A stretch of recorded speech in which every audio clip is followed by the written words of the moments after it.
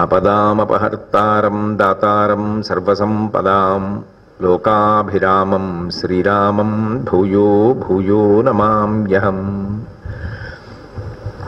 సింధూరారుణ విగ్రహాం త్రినయనాం మాణిక్యమౌళిస్ఫురత్తారానాయకశేఖరాం స్మితముఖీం ఆపీనవక్షోరుహాం పాణిభ్యాం అళిపూర్ణరత్నచషకం రక్తోత్పలం బిభ్రతీం సౌమ్యాం రత్నఘటస్థరక్తచరణాం ధ్యాయేత్ పరామంబికాం.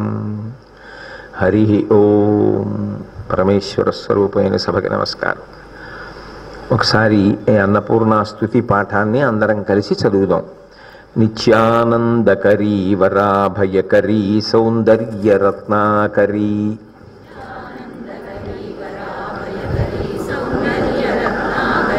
నిర్దూతాఖిల ఘోర పాపనికరీ ప్రత్యక్ష మాహేశ్వరీ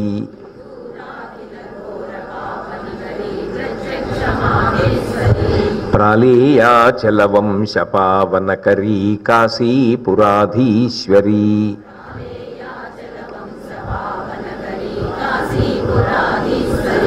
భిక్షాం దేహి కృపావలంబనకరీ మాతాన్నపూర్ణేశ్వరీ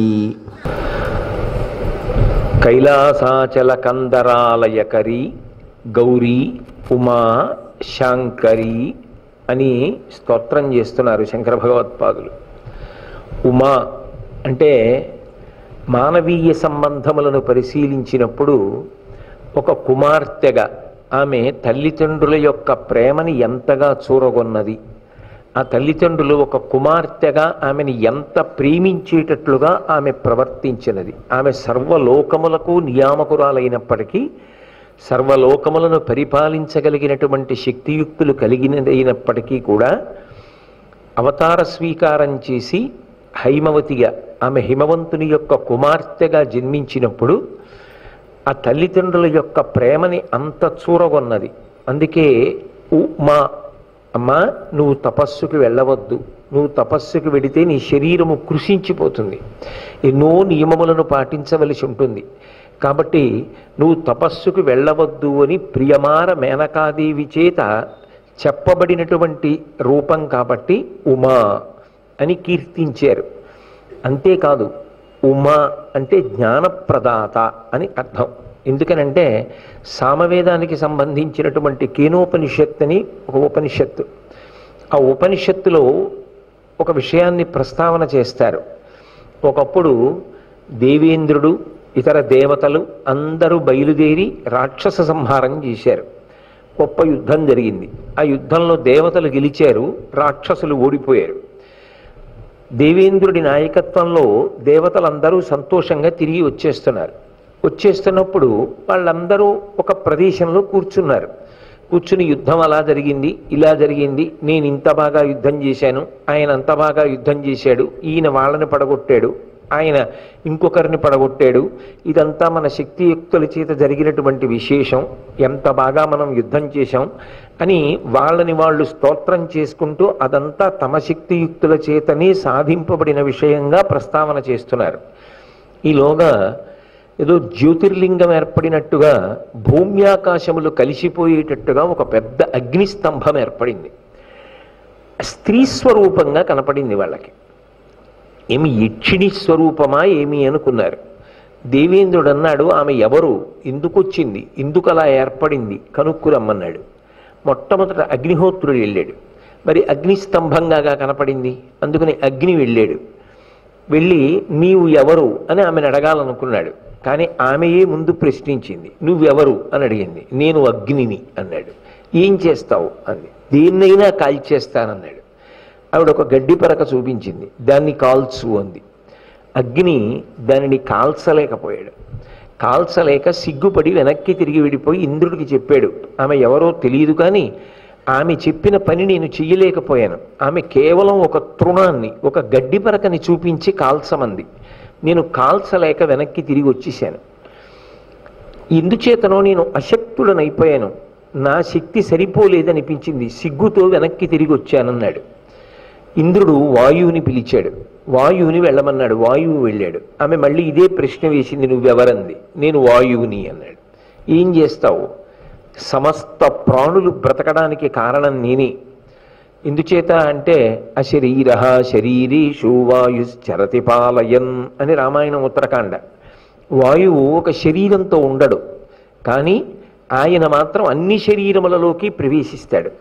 ప్రవేశించి ఆ వాయువు ప్రవేశించి బయటికి వస్తున్న కారణం చేత, వాయువు లోపల తిరుగుతున్న కారణం చేత శరీరములన్నీ కూడా నిలబడుతున్నాయి.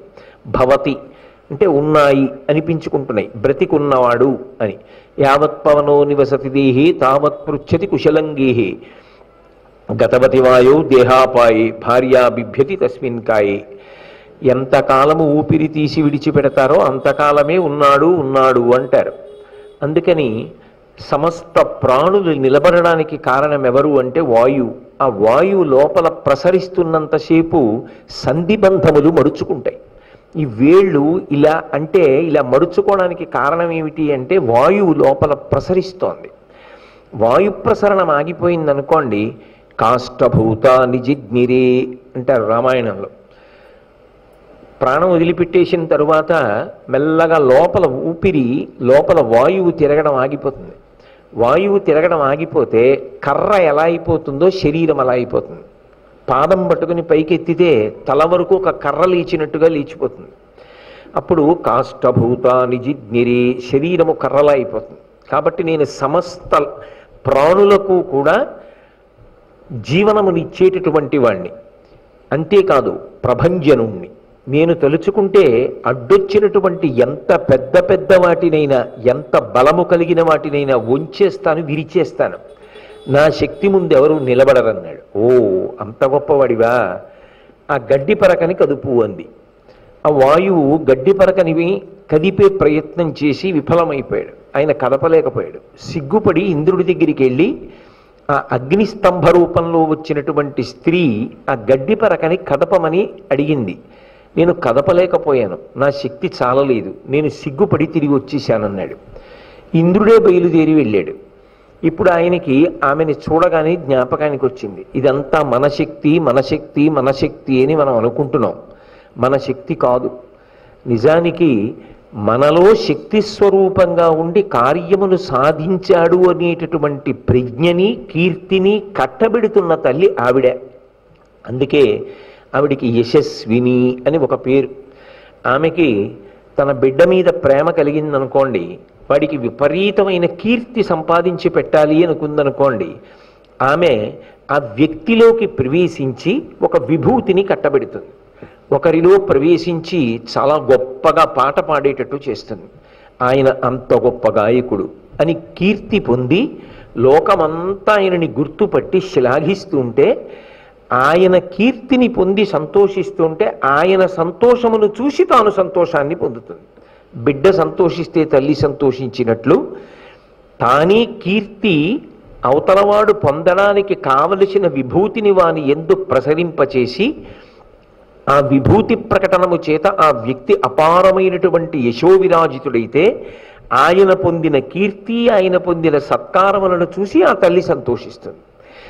ఎవరి యందు ఏ కీర్తి సంబంధమైనటువంటి విభూతి ప్రసారమైన అది ఆ తల్లి అనుగ్రహం. కదలికలన్నీ ఆవిడవి. ఒక ఆయన వీణ బాగా వాయించిన, ఒక ఆయన వేణువు బాగా వాయించిన, ఒక ఆయన బాగా కుండలు చేసిన, ఒక ఆయన బాగా వడ్రంగం చేసిన, ఒక ఆయన బాగా యుద్ధం చేసిన, ఎవరు ఏది చేసినా ఆ చెయ్యడానికి కారణం మాత్రం లోపల ఆ తల్లి విభూతి రూపంలో అనుగ్రహించింది కాబట్టి ఆయన అది సాధించగలుగుతున్నాడు. అందుకే ఆమెకి యశస్విని అని ఒక పేరు. ఆ తల్లి అనుగ్రహం చేత మనందరి యందు బలపరాక్రమములు నిలబడ్డాయి.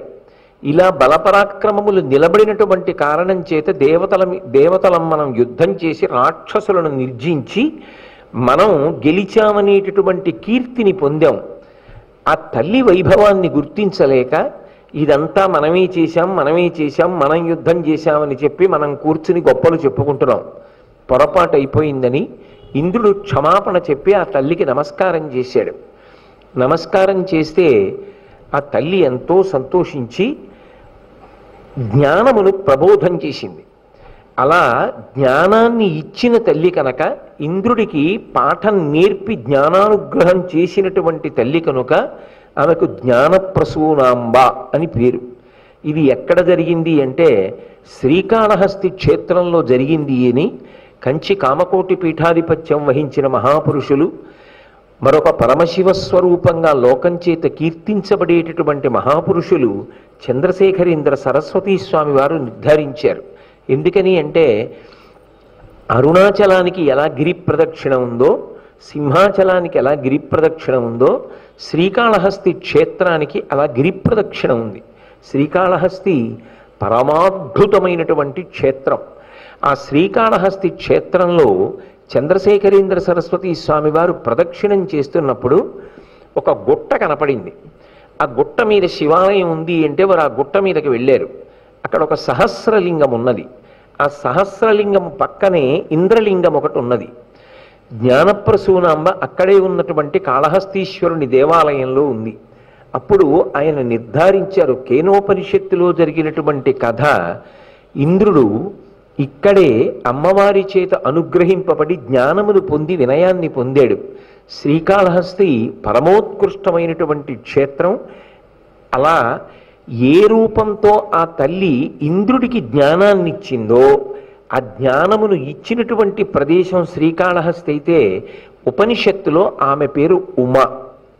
అందుకే ఉమ అన్న పేరు తల్లిదండ్రుల చేత తాను శాసింపబడినటువంటి కుమార్తెగా ప్రవర్తించి లోకమునకు స్త్రీధర్మమును నేర్పడం ఒక ఎత్తైతే, తాను అహంకరించినటువంటి వాడు పాడైపోతాడని, దేవతలు పాడైపోకూడదని పరమ ప్రేమతో వాళ్ళ అహంకారాన్ని తీసేసి వాళ్ళకి విజ్ఞానమిచ్చి కాపాడినటువంటి ఉమాదేవి యొక్క వైభవంతో కూడుకున్నటువంటి గాథ కేనోపనిషత్తు ఎందు పొందుపరచబడింది. అందుకే ఉమాస్వరూపం జ్ఞానస్వరూపం. ఉమ అన్న పేరు పలకడం, ఉమాదేవి అర్చనము, ఉమాదేవిగా సంభావించడము జ్ఞానమును పొందడానికి కారణములు. అందుకే శంకర భగవత్పాదులు అంటున్నారు, అన్నపూర్ణమ్మ అంటే కేవలముగా అన్నమొక్కటే పెట్టే తల్లి అని నువ్వు అనుకోవద్దు. ఆమె అన్నము పెట్టడమే కాదు, అన్నము పెట్టిన తరువాత ఈ శరీరమునకు బలము కానీ తేజస్సు కానీ ఒక విభూతి కానీ కలిగి అహంకారము వైపుకి వెళ్లకుండా వినయాన్ని జ్ఞానాన్ని ఇచ్చి కాపాడగలిగినటువంటి తల్లి కనుక ఆమెకు ఉమ అని పేరు ఉపనిషత్తులో. అటువంటి ఉమాస్వరూపాన్ని కీర్తిస్తున్నారు. అందుకే దేవీ నవరాత్రులకి ఒక ప్రఖ్యాతి ఉంది. 9 రోజులుగా నవరాత్రులుగా కదా చేస్తాం. అందులో మొట్టమొదటి 3 రోజులు మహాకాళీ స్వరూపంగా ఆరాధన చేస్తారు. 4, 5, 6 రోజులు మహాలక్ష్మీ స్వరూపంగా ఆరాధన చేస్తారు. చివరి 3 రోజులు మహాసరస్వతీ స్వరూపంగా ఆరాధన చేస్తారు. ఎవరైనా ఏదైనా బలవత్తరమైన కారణం చేత ఒకవేళ ముందు 6 రోజులు ఉపాసన చెయ్యలేకపోతే చిట్ట చివరి 3 రోజులు చేసినా చాలు. ఎందుచేత అంటే అది శారదాస్వరూపం కోసం. శారదాస్వరూపం తెల్లగా ఉంటుంది. ఆమె ఏమిస్తుంది అంటే జ్ఞానమును కటాక్షిస్తుంది. ఆవిడ పేరే శారద. శారద సారద. సారవంతమైనది ఏది అంటే జ్ఞానము. ఆ సారవంతమైన దానిని ఇచ్చేటటువంటి తల్లి కాబట్టి ఆమెకు శారద అని పేరు. ఈ ఋతువు శరదృతువు. ఈ ఆశ్వయుజ మాసంలో కార్తీక మాసం 2 నెలలు కలిపి ఉండేటటువంటి ఋతువుకి శరదృతువు అని పేరు. ఆకాశం తెల్లగా ఉంటుంది. తెల్లటి దూది మబ్బుల్లాంటి ఆ దూది పింజల్లాంటి మబ్బులు ఆకాశంలో వెడుతూ ఉంటాయి. పరిణిత చంద్రుడు రాకాహిమకరహ అని ఈ ఆశ్వయుజ పౌర్ణమికి చక్కటి అందమైన పెద్దదైనటువంటి పూర్ణచంద్రబింబం ఆకాశంలో కనపడుతుంది. పైగా విశేషించి ఈ శారదా నవరాత్రులకు ఒక వైభవం ఉంది. ఏమిటి వైభవం అంటే, ఒక రోజు మొత్తం మీద తనంత తానుగా పరమ పవిత్రమైన కాలం ఇది అంటే బ్రాహ్మీ ముహూర్తం. బ్రాహ్మీ ముహూర్తం అంటే తెల్లవారుజాము కాలం. తెల్లవారుజాము కాలం పరమ పవిత్రమై మనసు ధ్యానమునందు నిలబడడానికి యోగ్యమై ఉంటుంది. అంటే సరస్వతీ కటాక్షము ప్రసరించేటటువంటి కాలం. అందుకే ఆ కాలమునందు ఇక ఏ వ్యాపకం పెట్టుకోరు, భగవద్ధ్యానం చేస్తారు. అంతర్ముఖత్వాన్ని పొందడం కోసం, ఆ సరస్వతీ కటాక్షాన్ని పొందడం కోసం. ఒక రోజులో బ్రాహ్మీ ముహూర్తం తెల్లవారుజాము కాలం ఎంత పవిత్రమైనదో, సంవత్సరాన్నంతటినీ ఒక రోజుగా భావన చేస్తే ఈ శారదా నవరాత్రులు ఆశ్వయుజ మాసంలో వచ్చేటటువంటి ఈ మొదటి 15 రోజులు తెల్లవారుజాము కాలంతో సమానం. అందుకే సంవత్సరం మొత్తం మీద ఏ కారణం చేత పోగొట్టుకోకూడనటువంటి కాలం ఏదైనా ఉంటే ఈ 15 రోజులు. మీరు చూడండి, చిత్తా నక్షత్రంతో చంద్రుడు కూడితే చైత్రమాసం వస్తుంది. కానీ మనం మాసముల పేర్లు చెప్పేటప్పుడు చైత్రము, వైశాఖము, జ్యేష్ఠము, ఆషాఢము అని చెప్తాం. కానీ ఉపాసన రీత్యా చూస్తే తెల్లవారుజాము కాలం ఏది? ఆశ్వయుజ మాసం. అందుకే అశ్విని నక్షత్రం మొట్టమొదటి నక్షత్రం అవుతుంది. కారణం ఏమంటే అసలు ముందు ఉపాసన, భగవన్మార్గములో వెళ్ళుట అన్న మార్గమునకు ప్రతిబంధకములు 2 ఉంటాయి, తమస్సు, రజస్సు. అందులో ప్రబలమైనది తమస్సు. అసలు నిద్ర లేవడు, బద్ధకం, అలసట, సోమరితనం, ఏ పని చెయ్యాలన్నా ఉత్సాహం ఉండదు. అది పోతే తప్ప తాను కార్యమునందు నిలబడలేడు. అది పోవాలి అంటే మనిషికి భగవంతుడిచ్చిన విభూతిని వాడుకుని సార్థక్యం పొందాలి అంటే తమోగుణాన్ని విరవగలిగిన తల్లి ఎవరు అంటే ఆ మహాకాళీ స్వరూపం. అందుకే మహాకాళీ ఉపాసనతో ప్రారంభమవుతాయి దేవీ నవరాత్రులు. వీటిలో అత్యంత ప్రధానమైన పూజగా పేర్కొనబడేది సరస్వతీ పూజ. సరస్వతీ పూజ విద్యార్థుల దగ్గర నుంచి అందరూ చేస్తారు. సరస్వతీ పూజ అన్న మాటకు అర్థం కేవలం ఎవరో పిల్లలు మాత్రమే చేసేటటువంటి పూజ అని అనుకోకూడదు. సరస్వతి అన్న మాటకు అర్థం అంతర్లీనమైనటువంటి ఒక ప్రవాహ స్వరూపం. సరస్వతీ నది కాశ్మీర దేశంలో ఉండేది. సరస్వతి ఉపనది మధుమతి. ఆ సరస్వతీ నది ఈ లోపల ప్రవాహం. ఐశ్వర్యం ఉందనుకోండి, ధనం ఉందనుకోండి, ఏదో మెళ్ళో వేసుకున్న గొలుసులు, వేళకి పెట్టుకున్న ఉంగరాలు తెలిస్తే అవకాశం ఉంటుంది. ఆయనకంత డబ్బు ఉందండి అని చెప్తారు ఆస్తిని బట్టి. బాగా సరస్వతీ కటాక్షం ఉందనుకోండి, ఎలా తెలుస్తుంది? ఆయన మహావిద్వాంసుడైన మన పక్కన మనతో పాటుగా ప్రయాణం చేస్తున్నాడు అనుకోండి, ఆయన మనలాంటి వాడే అనుకుంటాం. కానీ అటుగా విడుతున్న వాళ్ళు ఎవరో గుర్తుపట్టి ఆయన మహావిద్వాంసుడు, సరస్వతీ స్వాధీనుడు అని వచ్చి నమస్కారం పెట్టారనుకోండి, అయ్య బాబోయ్ అయ్యా మీరా ఎలా కూర్చున్నారంటారు. సరస్వతీ కటాక్షం బయటికి తెలియదు, నోరు విప్పితే తెలుస్తుంది ఆ ప్రవాహం. అందుకే సరస్వతీ కటాక్షము అంతర్లీనమే తప్ప అది పైకి తెలిసేది కాదు. అటువంటి సరస్వతీ కటాక్షము అమ్మవారు ప్రతి వారికి ఏదో ఒక రూపంలో ఇస్తుంది. ఒక కుమ్మరివాడు ఉన్నాడు అనుకోండి, ఆయన కుండ చేసినట్టుగా నన్ను చేయమంటే నేను ఎలా చేయగలను? ఆయన కుండ చాలా బాగా చేస్తాడు. ఒక చాకలి ఉన్నాడు అనుకోండి, మలినమైన వస్త్రాన్ని చక్కగా ఉతికి అందంగా చలువబట్టగా మార్చి తీసుకొచ్చి ఇస్తాడు.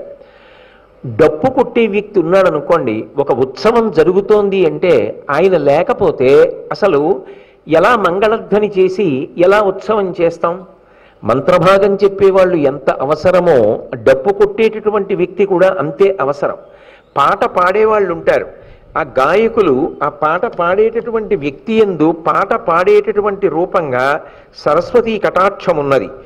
అలాగే ఒక వాద్యం మ్రోగించే వ్యక్తి ఉంటాడు, ఒక వీణ వాయించే వ్యక్తో లేకపోతే మృదంగం వాయించే వ్యక్తో ఉంటాడు. ఆయన యందు సరస్వతీ కటాక్షం వీణ వాయించడంగా, మృదంగం వాయించడంగా ఉంది. అంతవరకెందుకు? వ్యవసాయం చేసే వ్యక్తి 2 ఎద్దులకు నాగలి కట్టి దున్నినట్టుగా నన్ను దున్నమంటే నేను దున్నగలనా? అందులో ఉండేటటువంటి ఒరవడి ఆయనకి బాగా అర్థం అవుతుంది. ఒకరు దస్త్రం మీద కలంతో వ్రాస్తారు, ఒకరు సంతకం పెడతారు. ఒక్కొక్కరి విభూతికి ఒక్కొక్క వస్తువు ప్రమాణం. అన్నిటికన్నా ఆశ్చర్యం ఏంటంటే అసలు ఒక వ్యక్తి బయట రాణించాడు అంటే ఆయన భార్య ఇంటి పట్టున ఉండి ఆయన శరీరాన్ని పోషించడానికి యోగ్యమైనటువంటి అన్నాన్ని పచనం చేసి పెడితే కదా. లేకపోతే ఆయన ఎలా బయటికి వచ్చి కార్యాన్ని చేయగలడు? ఆయన ఆరోగ్యం ఎలా నిలబడుతుంది? అంటే ఆమెకి సంబంధించినంత వరకు సరస్వతీ కటాక్షమునకు ప్రాతినిధ్యం వహించే వస్తువు ఆమె పట్టుకునేటటువంటి గరిటె. అందుకే సరస్వతీ పూజ నాడు ఏం చేస్తారంటే ఎవరెవరు ఏ వస్తువుని పట్టుకుని జీవితంలో వృద్ధిలోకి వచ్చారో, ఏ వస్తువుని పట్టుకుని డబ్బు సముపార్జించి తనని తాను పోషించుకుంటూ తన కుటుంబాన్ని పోషించుకుంటున్నాడో ఆ విభూతి చెదిరిపోకుండా ఉండాలని, ఇంకా వృద్ధిలోకి రావాలని ఆ వస్తువుని సరస్వతీదేవి దగ్గర పెట్టి పూజ చేస్తారు. ఆయా విభూతుల ద్వారా అనుగ్రహాన్ని పొందుతారు.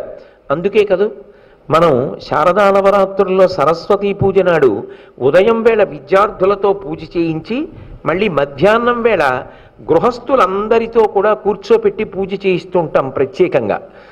కాబట్టి ఆ సరస్వతీ కటాక్షం అన్నది ఏది ఉన్నదో అదే నిజానికి మనిషి జీవితంలో ఆర్థికంగా ఊంచుకోవడానికి కూడా అవసరం, అదే మనిషి తరించడానికి అవసరం.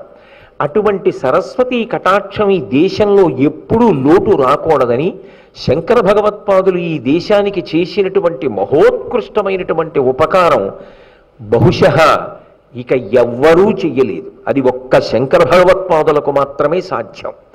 శృంగగిరికి అంత ప్రఖ్యాతి రావడానికి ఋష్యశృంగుడు ఎంత కారణమో శంకర భగవత్పాదులు అంత కారణం. సరస్వతీదేవిని వనదుర్గ మంత్రములతో కట్టి ఈ దేశంలో పుట్టిన వాళ్ళకి సరస్వతీ కటాక్షానికి లోటు రాకూడదని సరస్వతీదేవిని ప్రతిష్ఠ చేసినటువంటి మహాపురుషులు శంకర భగవత్పాదులు. అనితర సాధ్యమైనటువంటి అటువంటి కృత్యములను సాధించిన వారు వేరొకరు కనపడరు. అంతటి మహనీయమూర్తి శంకరులు. వారికి సరస్వతి ఆరాధన పట్ల, సరస్వతి అనుగ్రహం పట్ల, సరస్వతి కృప అందరికీ ఉండాలి అనేటటువంటి అభిప్రాయం పట్ల అంత ప్రగాఢమైనటువంటి విశ్వాసం. నేను మీతో మనవి చేశాను. అందుకే దశనామి సన్యాస వ్యవస్థగా ఆయన సన్యాసుల్ని విభాగం చేసినప్పుడు కూడా రెండు సన్యాస సమూహములకు ఒకరికేమో భారతి అని పేరు పెట్టారు, ఒకరికేమో సరస్వతి అని పేరు పెట్టారు. అందుకే ఇప్పటికీ చూడండి శృంగగిరి పీఠాన్ని అధివసించేటటువంటి వ్యక్తులందరికీ పేరు చివర భారతి ఉంటుంది. భారతి, సరస్వతి ఈ రెండూ కూడా సరస్వతీదేవికి సంబంధించినటువంటి పేర్లు. ఆయన ఎక్కడెక్కడ మఠస్థాపన చేసినప్పటికీ కూడా ఆ మఠాలకి శారదా మఠము అని పేరు పెట్టారు. సరస్వతి అనుగ్రహం పట్ల శంకరాచార్యుల వారికి అంత అవసరము అనేటటువంటి విశ్వాసం. అది తనకే కాదు లోకమునకంతటికీ కూడా అందించాలని. ఆయనకి సరస్వతీ కటాక్షానికి లోటే ఉంది. ఆయనే సాక్షాత్తు శంకరుడు. సరస్వతి ఒకటి, శంకరుడు ఒకరి కాదు, ఇద్దరూ ఒకటే. ఇద్దరూ జ్ఞానాన్ని ఇవ్వగలిగినటువంటి వాళ్ళే. అందుకే ఇద్దరూ తెల్లగా ఉంటారు. అటువంటి అపరశంకరులైనటువంటి శంకర భగవత్పాదులు తన కొరకు కాదు, తన జాతిలో పుట్టిన వాళ్ళందరికీ కూడా సరస్వతీ కటాక్షానికి లోటు రాకూడదని ఎక్కడెక్కడ అవసరమైతే అక్కడక్కడ సరస్వతి అనుగ్రహాన్ని తీసుకొచ్చి చొప్పించి ప్రార్థన చేస్తూ ఉంటారు. అందుకే అన్నపూర్ణ అంటే కేవలము కడుపు నింపేటటువంటి తల్లి మాత్రమే కాదు, అన్నం పెట్టే తల్లి మాత్రమే కాదు, దానితో పాటుగా మానసికమైనటువంటి వికసనము కొరకు, బుద్ధి ప్రచోదనము కొరకు, మనుష్య జన్మ ఎత్తినటువంటి వాడు ఏ చరమ ప్రయోజనాన్ని పొందాలో అటువైపు అడుగులు వెయ్యడానికి కావలసినటువంటి బుద్ధిని సంతరించుకొనుట కొరకు, అటువంటి అధ్యవసాయమును పొందుట కొరకు ఆయన సరస్వతి నామాన్ని, సరస్వతి వైభవాన్ని జోడించి కీర్తిస్తూ ఉంటారు. నిజం కదా, నామములు గౌణములైనప్పుడు ఆ కాశీపురాధీశ్వరి కైలాసాచల కందరాలయకరి అయినప్పుడు ఆమె ఏది కాదు, ఆమె అన్నీ. మీరు ప్రార్థనా శ్లోకం నేను చదువుతున్నప్పుడు వింటుంటారు కదా, ఆ తల్లే కమలకుటి, విమలపటి, పుస్తక రుద్రాక్ష శస్త హస్త పుటి, కామాక్షి, పక్ష్మలాక్షి, కలిత విపంచి, విభాసి వైరించి. ఆ కామాక్షి పరదేవతయే సరస్వతీ స్వరూపం. సరస్వతి ఒకటి, లక్ష్మి ఒకటి, పార్వతి ఒకటి, ఇన్ని రూపాలు ఉండవు. ఆ తల్లే సరస్వతిగా అనుగ్రహిస్తుంది, ఆ తల్లే పార్వతిగా అనుగ్రహిస్తుంది, ఆ తల్లే లక్ష్మీదేవిగా అనుగ్రహిస్తుంది. శంకరాచార్యుల వారి జీవితంలో మొట్టమొదట చేసినటువంటి స్తోత్రం, మొట్టమొదటి కవిత్వం లక్ష్మీదేవిని ఉద్దేశించి చేశారు, కనకధారా స్తోత్రం. అందులో లక్ష్మీదేవిని ఉద్దేశించి ఆయన సంబోధిస్తూ గిర్దేవతేతి గరుడధ్వజ సుందరీతి శాకాంబరీతి శశిశేఖర వల్లభేతి సృష్టి స్థితి ప్రళయకేళిష సంస్థితాయై తస్మై నమస్త్రిభువనైక గురోస్తరుణ్యై అన్నారు. అమ్మా, నువ్వు గీర్దేవతేతి, నువ్వే సరస్వతివి. గరుడధ్వజ సుందరీతి, అమ్మా నువ్వే గరుడ వాహనారూఢుడైనటువంటి శ్రీ మహావిష్ణువు యొక్క ఇల్లాలు లక్ష్మీదేవివి. అమ్మా నువ్వే శశిశేఖర వల్లభేతి, చంద్రమౌళి అయినటువంటి శంకరుని యొక్క ఇల్లాలు పార్వతీదేవివి. అమ్మా నువ్వు శాకాంబరివి కూడా. అదేమిటి, ముగ్గురు మూర్తుల యొక్క శక్తి స్వరూపాలని చెప్పాక మళ్ళీ ప్రత్యేకంగా శాకంబరీ తత్వాన్ని చెప్పడం ఎందుకు అంటే, ఆ స్తోత్రం చేస్తున్నది ఆకలితో అలమటించిపోతున్న ఒక పేద బ్రాహ్మణిని అనుగ్రహించడానికి. ఒకనాడు వర్షాలు పడి పంటలు పండే వరకు ఆగలేక ప్రజలందరూ కూడా ఆకలితో సతమతమైపోతున్నప్పుడు ఆమె ఒంటి నిండా కాయగూరలతో పళ్లతో ప్రత్యక్షమై ప్రజలను అనుగ్రహించింది. ఆకలి కొన్న వారిని చూస్తే, అమ్మ నువ్వు ఆగలేవు కదా, నీది అమ్మ హృదయం కదా, విహంగ శిశవ్విషణ్ణే, పక్షికి ఆకలి ఎక్కువ, అందులో పక్షి పిల్లకి మరీ ఆకలి ఎక్కువ. పెద్దవాళ్ళు ఆకలితో బాధపడుతుంటే చూసి ఓర్చగలం. ఒక పిల్ల అమ్మా అన్నం తిని వారం రోజులైందమ్మా, కళ్ళు తిరుగుతున్నాయమ్మా అంటే చూసి ఓర్చగలమా? ఓర్చలేం. సాధారణమైన మనుష్యులం మేమే ఓర్చలేమే, లోకములను కన్న తల్లివి నువ్వెలా ఓర్చగలవమ్మా పేద బ్రాహ్మణి బాధపడుతుంటే? శాకాంబరీ స్వరూపాన్ని పొందిన నువ్వు ఉత్తర క్షణంలో అనుగ్రహించు ఆ బ్రాహ్మణిని అని చెప్పడానికి గీర్దేవతేతి గరుడధ్వజ సుందరీతి శాకాంబరీతి శశిశేఖర వల్లభేతి సృష్టి స్థితి ప్రళయకేళుష సంస్థితాయై తస్మై నమస్త్రిభువనైక గురోస్తరుణ్యై అన్నారాయన. లక్ష్మీదేవి తప్పురా అబ్బాయి, అలా అనకూడదు. లక్ష్మీదేవి వేరు, సరస్వతీదేవి వేరు, పార్వతీదేవి వేరు, శాకంబరి వేరు. నేనే పార్వతి, నేనే లక్ష్మి, నేనే దుర్గా అలా అనకూడదు, తప్పు. నన్ను కేవలం విష్ణుపత్నిగానే కీర్తించు అందే. ఎక్కడ అనలేదుగా. శంకరాచార్యుల వారు చేసినటువంటి స్తోత్రానికి సంతోషించినటువంటి లక్ష్మీదేవి కురిపించినటువంటి స్వర్ణ ఉసిరికలతో కూడుకున్న ప్రాంగణం, ఆ ఉసిరికలు పడినటువంటి ప్రాంగణం ఇప్పటికీ కేరళ రాష్ట్రంలో స్వర్ణతమనాయ అన్న పేరుతో ఉందిగా. అంటే ఉన్నది ఒక్క తత్వమేగా. శ్రీయన గౌరినాబరగు అని తిక్కన గారు మహాభారతంలో వర్ణించినట్లుగా. కాబట్టి ఆ తల్లి అన్నం పెట్టడం ఒక్కటే కాదు సుమా, నీకు కడుపు నింపడమే కాదు, దానితో పాటుగా నిన్ను పరిపూర్ణుణ్ణి చెయ్యడానికి కావలసిన సరస్వతీ కటాక్షాన్ని కూడా ఇవ్వగలదు. అందుకే అన్నపూర్ణకి పూజ చేయడము అంటే శారదకి పూజ చేయడమే. శారదానవరాత్రులు చెయ్యడంలో అన్నపూర్ణ పూజ నిషిద్ధము అన్నమాట అన్వయమే కాదు. దానికి ప్రమాణం శంకర భగవత్పాదులు చేసినటువంటి స్తోత్రమే. అన్నపూర్ణకి చేసినటువంటి పూజ శారదకి చేసిన పూజయే. అదే మహాకాళి, మహాలక్ష్మి, మహాసరస్వతి స్వరూపం. అందుకే ఆ అభేద స్థితిని ఆవిష్కరిస్తూ సరస్వతీ కటాక్షానికి పెద్దపీట వేస్తూ శంకరాచార్యుల వారు ఆ తల్లిని అన్నపూర్ణమ్మని పిలిచినప్పుడు, అమ్మ కైలాసాచల కందరాలయకరి గౌరీ ఉమా శాంకరి అని పిలిచారు. శాంకరి అన్న మాటకు అర్థం శంకరుని యొక్క శక్తి స్వరూపమైనది అని. శంకరోతి ఇది శంకర. ఎప్పుడూ శుభములను చేసేటటువంటి వాడెవరుంటాడో ఆయన్ని శంకరుడు అని పిలుస్తారు. ఆయనకి శుభాలు చెయ్యడం వినా అసలు నిజానికి వేరొకటి తెలియదు. ఎప్పుడూ అశుభం చెయ్యడం తెలియనివాడు, అమంగళం చెయ్యడం తెలియనివాడు, ఎప్పుడూ శుభములను మాత్రమే చేసేటటువంటి వాడు ఎవరుంటాడో అటువంటి వాణ్ణి శంకరుడు అంటారు. అందుకే యజుర్వేదాంతర్గతమైనటువంటి రుద్రాధ్యాయం ఒక విషయాన్ని చెప్తుంది. నమ సోమాయ చ రుద్రాయ చ నమ శంగాయ చ పశుపతయ. ఆ అనువాకం దగ్గరికి వచ్చేటప్పటికీ నమ శంకరాయ చ అంటుంది. నమ శంకరాయ చ మయస్కరాయ చ నమ శివాయ చ శివతరాయ చ అని పూర్తవుతుంది. అందులో నమ శంకరాయ చ, శంకరునికి నమస్కారం. ఎవరు శంకరుడు అంటే, శంకరుడిగా అందరికీ శుభములను చేసేవాడిగా శివుడు ఎక్కడో కూర్చుని ఉంటాడు. శివుడు ప్రతి ఇంటిలో ఉంటాడు. ఏ రూపంలో ఉంటాడు అంటే తండ్రిగా ఉండేటటువంటి వాడు శంకరుడే. అందుకే శంకరుడు ఒకటి, కన్న తండ్రి ఒకటి కాదు. పితృదేవోభవ అంటే తండ్రి దైవముతో సమానము అని కాదు దాని అర్థం. తండ్రి దైవమై ఉన్నాడు. మాతృదేవోభవ తల్లి దైవమై ఉన్నది. ఆచార్య దేవోభవ గురువు దైవమై ఉన్నాడు. అతిథి దేవోభవ, అతిథి దైవమై ఉన్నాడు అయినప్పుడు పితృదేవోభవ నమ శంకరాయచ, శుభములను చెయ్యడం కోసం ఆ శివుడే ప్రతి కుటుంబంలో తండ్రిగా ఉంటాడు. కాబట్టి ఇప్పుడు తండ్రికి చేసిన ప్రదక్షిణం శంకరుడికి చేసిన ప్రదక్షిణం. శంకరుడు శంకరోతి, ఎప్పుడూ శుభములను చేస్తూ ఉంటాడు. అందుకే తండ్రి తాను ఎంత కష్టపడినా ఎంత నలిగిపోయినా ఆయన పట్టించుకోడు. తన కొడుకు సంతోషంగా ఉండాలని మనసులో ఎప్పుడూ తాపత్రయపడుతూ ఉంటాడు.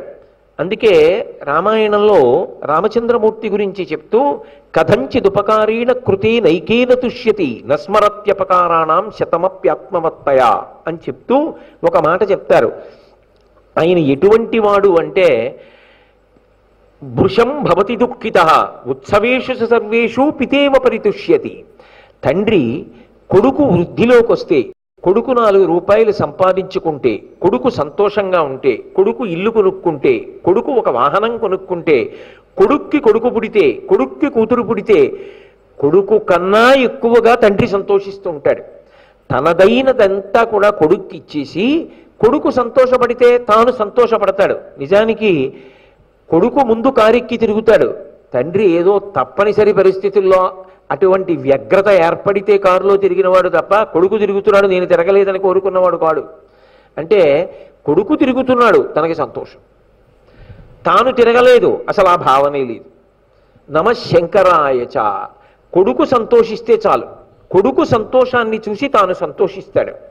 కానీ ఆ ఇంట్లో ఆ కుటుంబంలో ఉన్న తండ్రి తన కొడుకుని చూసి అలా సంతోషిస్తాడు.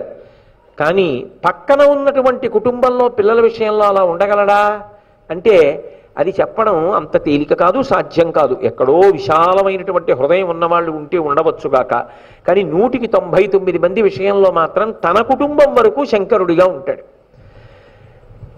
కానీ పరమశివుడు లోకములకంతటికీ కూడా తండ్రి. వాగర్ధ వివసంపృక్తౌ ఆగర్ధ ప్రతిపత్తయే జగత పితరౌ వందే పార్వతీ పరమేశ్వరౌ నిత్యాయ త్రిగుణాత్మనే పురజితే కాత్యాయని శ్రేయసే సత్యాయ అద్య కుటుంబినే ముని మన ప్రత్యక్ష చిన్మూర్తయే. తండ్రి ఒక వ్యక్తి పుట్టడానికి తన తేజస్సుని, తన యొక్క శుక్రమును అవసరంగా ఇచ్చాడు, అవకాశంగా కల్పించాడు. కాబట్టి జననము జరుగుతోంది. అక్కడ వరకే. అందులో తండ్రి సంతోషము కొంత ఉన్నది, మానసికోల్లాసము కొంత ఉన్నది. కానీ తల్లి అంతకన్నా గొప్పది. ఆమె శోణిత ప్రదాత ఒక్కతే కాదు, ఆమె వికారమైన రూపాన్ని పొందింది, పచ్చంతింది, ఎంతో కష్టపడింది, తాను జాగ్రత్త పడింది లోపలున్న బిడ్డ కోసం. బిడ్డ పుట్టినప్పుడు తాను మరణిస్తుందో ఉంటుందో తెలియదు, కానీ ఆయనని తండ్రిని చేయడం కోసం తాను మరణ సదృశమైనటువంటి దుఃఖాన్ని పొందడానికి సిద్ధపడిపోయింది. ఆ బిడ్డని చూడగానే వాడు ఆమెకి కృతజ్ఞత చెప్పాలా, ఆమె వాడికి కృతజ్ఞత చెప్పాలా?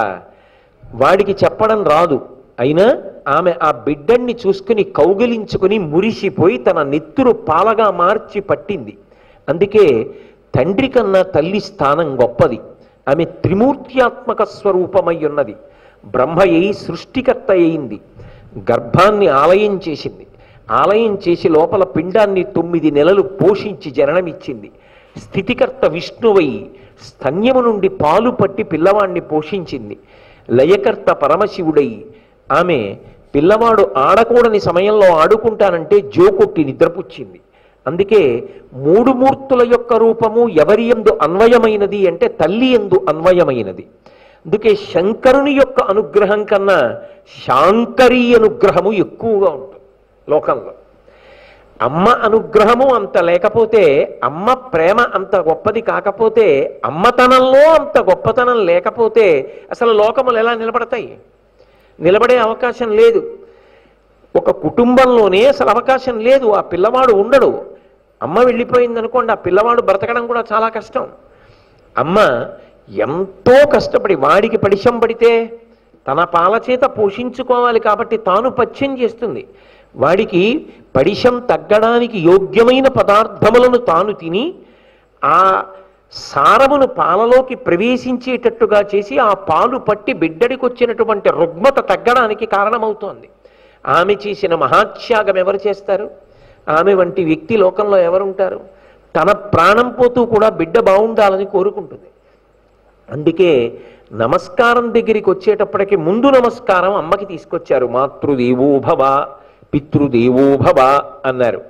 శాంకరి, శంకరుని భార్య శాంకరి అయితే మా నాన్నగారి భార్య అయిన మా అమ్మ నాకు శాంకరి, నా వరకు శాంకరి. కానీ లోకములను కన్న తల్లి ఆయమ్మ లోకములన్నిటికీ శాంకరి.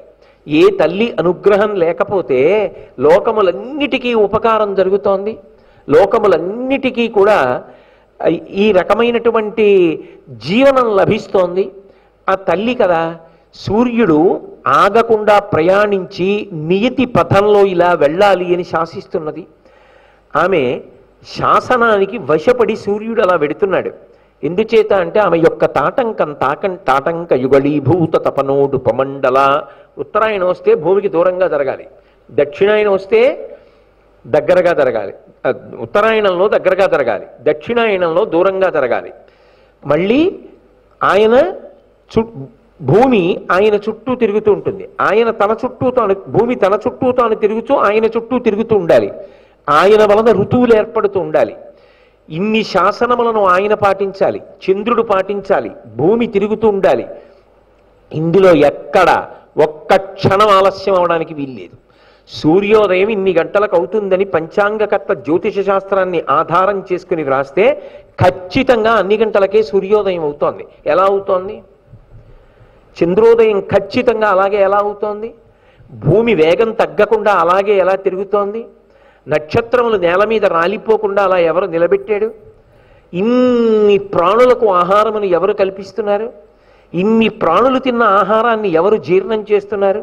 ఇన్ని ప్రాణులలో ఇన్ని రకాలైన విభూతులుగా శక్తి రూపంలో ఆమె లోపల ప్రసరించి ఉండబట్టి కదా. ఆమె చేసిన మహోపకారములను లెక్కగట్టగలిగినటువంటి సమర్థత కలిగిన వాడు లోకంలో ఎక్కడుంటాడు? అందుకే అమ్మా, నీకన్నా శుభములను ఇవ్వగలిగినటువంటి తల్లి లోకంలో ఎక్కడుంటుంది? నీ పేరెత్తడం చాలు. నువ్వు ఈ విభూతి ఇస్తావు, ఆ విభూతి ఇస్తావు అని చెప్పడం నా వల్ల జరిగేటటువంటి పని కాదు. లోకంలో నువ్వు చేసేవన్నీ శుభప్రదమైనటువంటి విషయములే. శుభములను ఇవ్వడమే నీ యొక్క అనుగ్రహం. శుభం చెయ్యడం వినా అసలు నువ్వు అశుభం చెయ్యనే చెయ్యవు. అంతటి కరుణామూర్తి. కాబట్టే నిన్ను శాంకరి అని పిలుస్తున్నాను. శాంకరి అన్న మాటలో రెండు కలిసి ఉంటాయి. ఒకటి లావణ్యము, రెండు కారుణ్యము. కారుణ్యము అంటే అపారమైనటువంటి దయ. అమ్మ శుభం చెయ్యడం వినా ఇంకొకటి తెలియదు.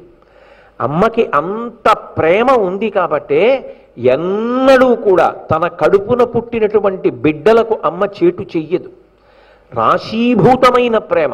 అవసరమైతే తన కడుపున పుట్టిన పిల్లల కోసం తన ప్రాణం విడిచిపెట్టడానికి తాను సిద్ధపడుతుంది తప్ప తన కళ్ళ ముందు తను కన్న బిడ్డ వెళ్ళిపోవడాన్ని ఏ తల్లి కోరుకోలేదు. అంత ప్రేమ కలిగినటువంటి తల్లి అయినప్పుడు ఆమె యొక్క కారుణ్యము, ఆమె యొక్క దయ, ఆమె యొక్క ప్రేమ ఏది ఉన్నదో అదే ఆమె లావణ్యము. నేను మీతో మనవి చేసి ఉన్నాను. కారుణ్యము ఆమె వైపు నుంచి, లావణ్యము నా వైపు నుంచి. మా అమ్మ కన్నా సౌందర్యమూర్తి లోకంలో నాకెవరుంటారు? అమ్మ అన్న రెండు అక్షరాలు వినపడగానే ఎంత సంతోషంగా ఉంటుందో. మా అమ్మ ఎంత కష్టపడి పెంచిందో, మా అమ్మ ఎన్ని పాఠాలు చెప్పిందో, మా అమ్మ కన్నీళ్లు పెట్టుకొని నాన్న ఇటువంటి పనులు ఎప్పుడు చీకే, నువ్వు ఇలా బ్రతుకే అని ఎంత కోరుకుందో. ప్రాణాలు విడిచిపెట్టేసే రోజున కూడా పిలిచి నా జీవితం ఎక్కడైనా ఎప్పుడైనా వైక్లభ్యములకు లోనవుతుందేమోనని ఈ పనులు చెయ్యవద్దు సుమా అని నేను చెయ్యకూడని పనులు తప్పకుండా చెప్పి నన్ను కాపాడిందో అటువంటి అమ్మ నాకు సంబంధించినంత వరకు ఎంత గొప్పది. అదే ఆమె లావణ్యం. నా వైపు నుంచి ఆమె లావణ్యము, ఆమె వైపు నుంచి నా పట్ల కారుణ్యము కలిసి శాంకరి.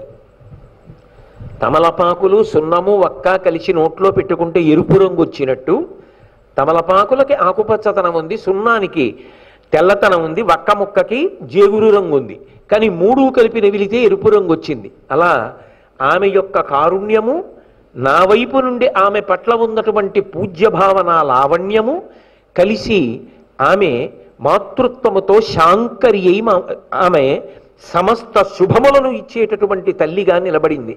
ఆమె ఇస్తున్నటువంటి శుభములను ఎన్నని లెక్క పెట్టగలం? కాలు కదిలితే ఆవిడ అనుగ్రహం, చెయ్యి కదిలితే ఆవిడ అనుగ్రహం, తింటే ఆవిడ అనుగ్రహం, జీర్ణమైతే ఆవిడ అనుగ్రహం, మాట్లాడితే ఆవిడ అనుగ్రహం, నిద్రపడితే ఆవిడ అనుగ్రహం. ఏ ఆపద రాకపోయింది అంటే కాకినాడ పట్టణం ఇలా సురక్షితంగా క్షేమంగా ఉంది అంటే ఆవిడ అనుగ్రహం. ఇన్ని అనుగ్రహాలను ఇస్తున్నటువంటి ఆ తల్లి ఇస్తున్న శుభ పరంపరలను ఎవరు లెక్క పెట్టగలరు? అమ్మా, నేను లెక్క పెట్టలేను. అందుకే నీ భర్త శంకరుని యొక్క స్వభావమేమి? కేవలము శుభములను చేయుట. నీ స్వభావమేమి? కేవలము శుభములను చేయుట.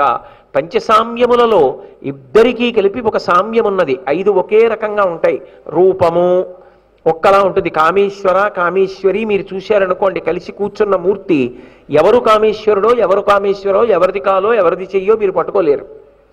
అంత రూపసామ్యం ఉంటుంది. నామసామ్యం, పేర్లు కూడా విడివడి ఉండవు, ఇద్దరి పేర్లు ఒక్కలాగే ఉంటాయి. శివ శివా, భవ భవానీ, రుద్ర రుద్రాణి, ఈశ ఈశాని, భైరవ భైరవి, అలా పేర్లు కూడా కలిసిపోయి ఉంటాయి. నివాసము ఇద్దరిది ఒకటే ఉంటుంది. ఏదో మేరు శిఖరం మీద, కైలాసం మీద, చంద్రమండల మధ్యగా, లేకపోతే చింతామణి గృహం, కైలాస పర్వతం, కాశీపట్టణం, ప్రతి గుండెలో. కాబట్టి వాళ్ళిద్దరూ ఒక చోటే ఉంటారు. ఇద్దరూ ఒకలాంటి అనుగ్రహాన్నే వర్షిస్తూ ఉంటారు.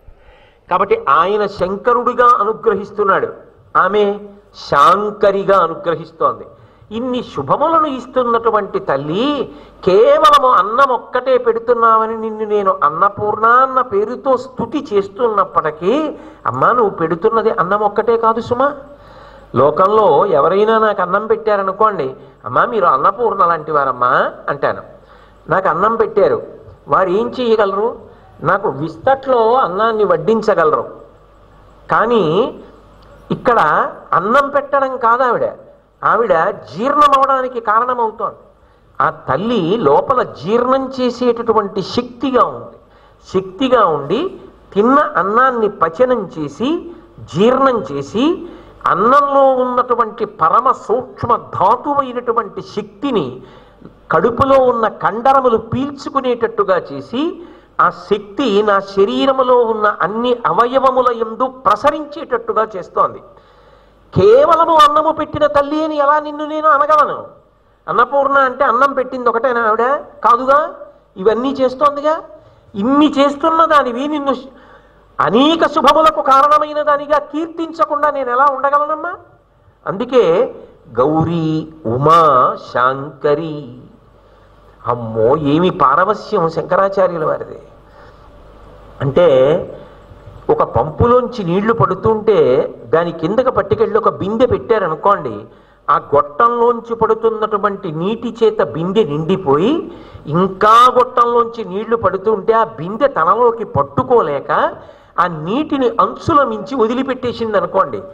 నిండిపోయిన బిందె ఇక నీటిని పట్టలేక అంచుల మించి విడిచిపెట్టేస్తే ఎలా ఉంటుందో అలా భగవతి యొక్క గుణములను లోపల భావన చేసిన కారణము చేత కలిగినటువంటి ఆనందము లోపల పట్టక వాగ్రూపంగా ప్రవహిస్తే పైకి అది అన్నపూర్ణ స్తుతిగా శంకర భగవత్పాదుల నుండి ప్రవహించింది. అంటే ఇది ఒక వాగ్గంగా స్వరూపం, అంత పవిత్రమైనది.